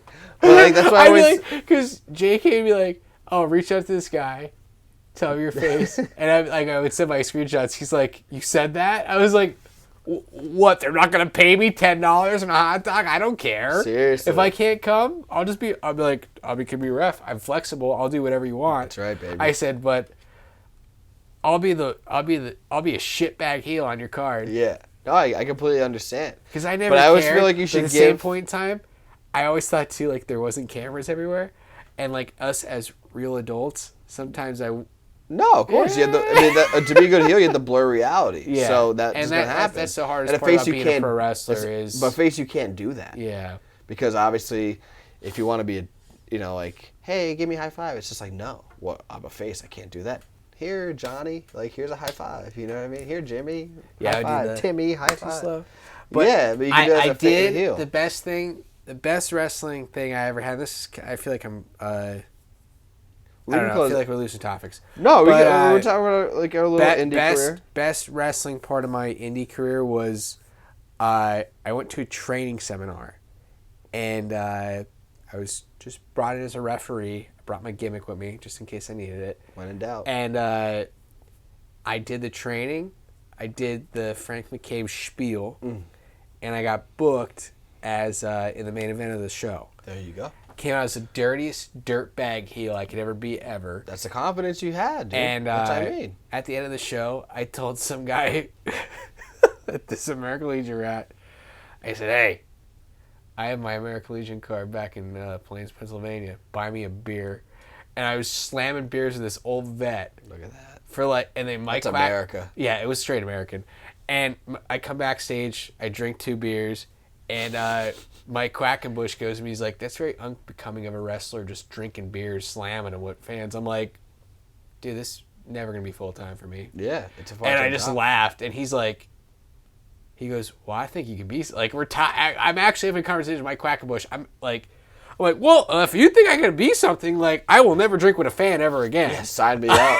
Tell me where to sign up. But until then, I'm going. That was really funny. This guy's like, "You're the man. Let me buy you a beer." I'm like, there you slamming go. a beer with a guy. But that was a fun because like Mike Quackenbush was kind of a name. He was. I think he got in trouble though, didn't he? Yeah, I don't know what he did. Yeah, I don't know. He picked me to be in that spot, and I was like, cool. That's the confidence you had. The referee at that point in time was Bryce something. He's actually a referee for AEW, and he literally told me, he's like, "You're too dramatic to be a referee." That makes sense. I can see that. Because I know Trotsky even told me too. I was a referee, and I got over more in the match than the wrestlers did. And I was like, ability. "Well, that's why I'm supposed to be the wrestler." You're like you're like a natural entertainer. Like whether it was on camera or the match. Like yeah, like I mean, even when I was younger, I would do anything to make you guys laugh. Or yeah. So that's something that's like, even I was talking to my wife the other day, even my parents too, like they're like, "Oh, what do you think about wrestling?" So I'm like, I would still do it. Yeah, 100%. I'm like, I would do it at the Sanctuary for 0 money, 0 cents, and I would pay to go there, pay to work on a show there. Anywhere else, I would accept $50. Yeah, no, I completely agree, and like that's why I kind of wish I was always a heel, because like I told you that one time when we went to a tag team, when we were a tag team as a heel, and that promoter's like, "I love you." I was like, what? And he shitted on me. He's like, "You're the shits." He's like, "You're the shits." I didn't want to say that. I didn't want to say that part. But I was like, yeah, I haven't done anything in the last 2 years. Neither have I. I was like, I think it was a year, literally. I remember I told Christina, I was just like, I don't even know how to be that person anymore. Neither do I. I think the reason why I got excited, because that was the only match I was ever a heel. And I think that's why I get so mad, because like the only match I was ever a heel. He was a good dude. He was awesome. Was it him though? I don't think it was him that told us. Sean? No, Sean it was this other guy. He was obviously the promoter. Yeah, he got his book. But yeah, that's the only reason why I think I'm so like hell bent on being a heel, because like that's the only time I was a heel, and the promoter who I've never met in my life. I didn't train for that match. Did I? Does it look like I did? I don't even know if I have. I think I have a shirt over me. But anyway, he's just like, I love you. I did too. I came out with a shirt on too. Yeah. So heel tag team. I'd be comfortable now though. I feel like I'm in the best shape of my life, so I'm definitely down to reach out. Yeah, I could do that. Reach out. Anyway, we're gonna close out the show officially with our finale. That was cool to talk about. No, of course we talked about our fan wrestling. We talked about our actual indie career wrestling. But the coolest thing was, without this show, and then obviously the price. Without this show, none of this would have happened. Right here, sitting right now, the continuation, I think, of our friendship. Also, our little indie shot at pro wrestling, because all the stars were aligned. Yeah. Because at the same point in time too, I might have had that job. You might have did a show at Price and had someone else come in, and it would have never. Oh, no, it was always gonna be you, bro. I'm telling you. All right, thank you for that. But it could have been anyone else, and the stars could have aligned elsewhere. You could have had Flaherty. He was living with you at the point in time. He wasn't a big wrestling fan, though, but. Yeah. It was there. Availability. It was the availability being there. So it was, to me, hey, it's been a pleasure, man. Favorite, before we kind of skipped over, favorite segment of the show. My favorite segment of the show. My favorite segment of the show before we close it out was actually the last 6 months, just watching wrestling matches. I have a couple quick questions, topics, whatever, to close out the show. So, real quick, obviously, us three, great memories, and like you said, that led to our indie career, which led us back to talking about this in a more. I mean, I think we never really shat on the topics, but I think we like didn't really care as much of what we said. I think after we wrestled, we were just like, all right, like we know how hard it can be. Yeah. Much yet to get to that next level, I can't even imagine. So let's give it a little bit more respect. So I think we gave the show a little bit more respect the last like 4 or 5 years. And then obviously I think we also appreciated how important life is because obviously of our loss, you know what I mean? Yeah. So I think that like 2 of those kind of marinated into what the show has become. It became a little bit more tailored back to appreciative. But obviously what you've meant to me, friendship and obviously the show, we've been at a million things outside of the show. What Price has meant to me, I mean, his family knows, I think, for both of us how important he was to the show, to our friendships, to our families even. So it's more, we have the show and then we have behind the show, which is obviously our relationships with each other and our families, and they all kind of intertwine, you know what I mean? So everybody that's close to us knows how important that is for all 3 of us, and obviously you guys kind of talked about it during my spiel while you're doing your this or that and the 5-second shot clock. Can't thank you guys enough. We appreciate it. And like I said, we're obviously quitting this from a continuity aspect, but you never know. Maybe we'll come back once in a while. We'll see. Not as pressurized. Yeah. So, all right. So you said the favorite segment topic is just the match watch-alongs. Is that what it was? Yeah. Okay. Yeah, 100%. For me, I like the remakes, and I like my favorite specific topic was the all-time WrestleMania card. That was cool. I'm such a huge WrestleMania buff. I think that's what it was too. To do that WrestleMania card where you can't put the same person on twice. You had to pick a specific match. I love that. Favorite bracket that we did. We did a women's, we did a tag team, we did a we did WWE champion, and we did a male wrestler. Male wrestler was the first one. My favorite was the WrestleMania.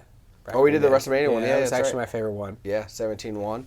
And it's crazy to see what those brackets might have become now. Yeah. Remember we had AJ Styles at like the 10 seed because we just did WWE. I think we agreed to do like 8 non-WWE guys, and AJ Styles just got into WWE. Now he's probably in the top 4 seeds, which is crazy. Yeah, current product, 100%. 100%. So favorite bracket for me was probably the men's one because I think we got the most feedback on that being the first one, and I think that's the one that Mick Foley reached out to me on. Yeah. Personally, so I was like, 100% that one. Any era, give me a match you wish you saw. Like, it could be like Guerrero. I wish I was Sammy there, Chain. honestly, for WrestleMania 3, where Hogan slammed Andre. But I would say, biggest moment. okay, then match any 2 people from any era. So you have the WrestleMania 3 match for if you wish you were there. I wish I saw, in his absolute best performance, I wish I got to see Ric Flair versus Shawn Michaels. 24. Not at 24, but like I thought the question was like any person. Oh, my bad. anytime. No, you're right. My bad. My apologies. So like Prime Michaels versus Prime Flair. Yeah. Got you. I ain't mad at that. 89, 97, 96. Maybe. To give a realistic, I mean, you don't have to give a realistic approach, but I always wish I saw Guerrero Michaels at 22. Chicago crowd, dude. Like, but I mean, obviously, give him any era. Like 97 Michaels is one of the best era ever. Excuse me. And then 97 Guerrero on like his pay-per-view matches are insane. So I would take 97 if that was possible. Yeah. Give me a match or a show that we never covered. Like, obviously, during this more recent revamp of the rewatches, what was a match that you wish that we kind of went over? I wish we saw. Let me think about it. Yeah, that's kind of throw off. Off the cup, I would say really good match. It kind of just like you don't think about, but just came up like I think it was almost 20 or 18 year anniversary was, and it's because it's not talked about is Orton and Chris Benoit at SummerSlam. That's a really good match, and hey, I don't condone what Chris Benoit did at the end of his life, but what he did during his life as a pro wrestler was pretty impactful, and that's something I always look at. Change the game. So I think him and Orton, and giving Orton his first title win, and someone who's always Orton is always to me, and I've done it. You forget about him 100%. because he's always there, and at that point in time, that's what made him the man, and I think Benoit did a good job with it. Completely agree. For me, and I think it's just because of the amount of people in it, Armageddon 2000. I don't know why. Dude. the Hell in the Cell match. I just always remember growing up when I was like, wait a minute, they're going to put Rock, Austin, Triple H, and Undertaker in the same match? Oh, wait, they're going to throw in, I mean, Rikishi was kind of the outlier, but I was like, oh, wait, they're going to throw in the WWE champion with that too, Kurt Angle? Yeah. Yeah, sign me up. Like, I'm ready for that. I was 10 years old. I was like, yeah, I'm ready for that one. Like, that's the one I'm excited for. And then you watch it back, you're like, everyone could have got injured, and how bad would that promotion have been? Yeah, 100%. Throw Rikishi off, like, the top of the cell, like, Yeah. everything else. It's like, oh, my God. 100%. So, Well, WCW did with War Games. They put everyone they had dressed in a freaking cage match, and they- they did a tour of it. they really did. They really did. So I think that's all I can think of right now. What's your favorite match that we did watch? And then we'll close out. 92 Royal Rumble. I really just enjoyed 92 watching that way, man. I think that's a good one because that was the first like long match. I'll go Savage. I mean, no, because I picked that one. Let's go. TLC 2. TLC 2 is really good. Yeah, to I watch. love that. I love that match. It's such a good. It puts I just Sexton feel on the like map. all those matches we watched were matches where I would just go back and just be like, Yeah. I would sit on my couch tonight, have a beer, eat a sandwich, and I'm going to watch this match. And those matches are just like, they stand the test of time. Like, any of those matches we watched, if you want to go back and watch them, they really just, there was nothing bad about them. Like, No, they were just it's nothing like it's- egregious. Like, It's to, like, oh, you when gotta I watch this say, part. hey Siri, play classic rock, and that's what comes up to me. Like, Those and that's what I playlists, love yeah. to listen to. I just love listening to, like, Red Hot Chili Peppers, Led Zeppelin, That Pink crazy, that's Floyd, classic rock, yeah. Aerosmith, like, yeah, right? Aerosmith, AC/DC. So I'm going to put on those matches, and to me it's the same thing where I can just sit and chill and just listen to it. Completely agree. Because that's where like my musical standpoint is versus yours more like you would probably pick maybe 90s hip hop or something like that. It's crazy. And That's what I listened to on the way here. yeah. 90s hip hop. That's So, crazy. and I pick like 70s, 80s rock. So Yeah. that's where I'm at in perspective, but that's where I would pick those matches to be in if I was going to say a musical category where Yeah. I'm just going to go back and just chill and watch them. No, I completely agree And with you. appreciate it. Completely agree with you. And I think we kind of like, I know the last, like, not even planned, but we hit like the main old school pay-per-views, and then we threw in a couple, curveballs in there. But I do think, like, I agree with you, like, even ECW, like, one of the best wrestling rivalries, RVD, Jerry Lynn. WCW was, the four biggest names probably in that era outside of maybe Kevin Nash and Scott Hall with the Fatal 4-Way match. So I do think we, even when we try to branch out just to kind of show other companies some love, we did, kind of hit all the heavy hitters. So I agree with you. Sure. But yeah, that kind of leaves all the show. We did all our covering, all our drinking, all our reminiscing. Hope you guys enjoyed the show. For all the episodes, whether you guys caught on the beginning and just stopped watching, or you guys caught on in the middle and maybe went back and maybe you watched an episode recently or whatever, or you guys just caught on recently, whatever it is, like, we appreciate you guys. Thank you guys for listening, friends, family, even if friends told them about us and you guys watched, we honestly appreciate it. We thank you guys. Obviously, like I said, we're obviously going to still hang out. You guys might not see it on video, but we'll probably still watch wrestling on the TV, throw a couple darts, talk wrestling, and all that. But obviously, without the man up top at the top bar or top shelf, none of this would have been possible with us two also. So thank you, Price. Thank you to his family for. We didn't ask for permission, but obviously when the events went down, they were just like, continue with the show, like, do that. You guys are enjoying it. He would want you guys to do that. So thank you for that. Honestly, like, that vote of confidence, because it kind of gave us the confidence to continue. And even when we had that, lull cycle of like, what do we do? You guys kind of helped us, motivate and continue on with it. So thank you to Sam for supporting Malloy and myself. Thank you to Christine for supporting myself and Malloy. I couldn't do this without my wife. 100%. And then obviously thank you to our parents. And then again, obviously outside of the family, thank you guys for being invested in wrestling, still watching it, especially with AEW coming along, giving us that alternative aspect, Ring of Honor coming back. Wrestling's going to be stronger than ever. So definitely continue to watch it if you guys are still love it. If you guys, whatever you love, continue to do. That's what I always say. But we are the Primalo Wrestling Show. We are the Primalo crew with the new shirts. Finally. Oh, yeah. It just happened to be our last episode. But we got our shots in, shirts in, all that. We got our bumps in. We got our bumps in, hopefully. Well, once you reach out to who you need to reach out to. Maybe we'll get our bumps in if I can still do Okay, it. I We'll can see. do it. I gotta crack my back first. There we go. We are the PML crew. Rich Lopez, Homeboy Malloy, Robert Price, Top Shelf. As always, thank you guys. Enjoy the rest of your summer. Enjoy the rest of whatever. Your life. Your life. This is your life. This is your life. We might come back. We might not. We'll see what happens. But no pressure on us. Homeboy's gaining another teammate on the team. I don't think I have one coming on the way for a while. So, but hey, either way. You should try really soon so they can be friends They too. can all be your friends too. We'll see what happens. But as always, guys, thank you, and hope you guys enjoy. We're the PML crew. And as always, it is late, by the way. What time is it? It's late. You want at 11? We're 51 minutes beyond 11. It's fine. Enjoy your nights. Enjoy your weekends. Enjoy whatever. Please watch wrestling still. But as always, peace. Peace.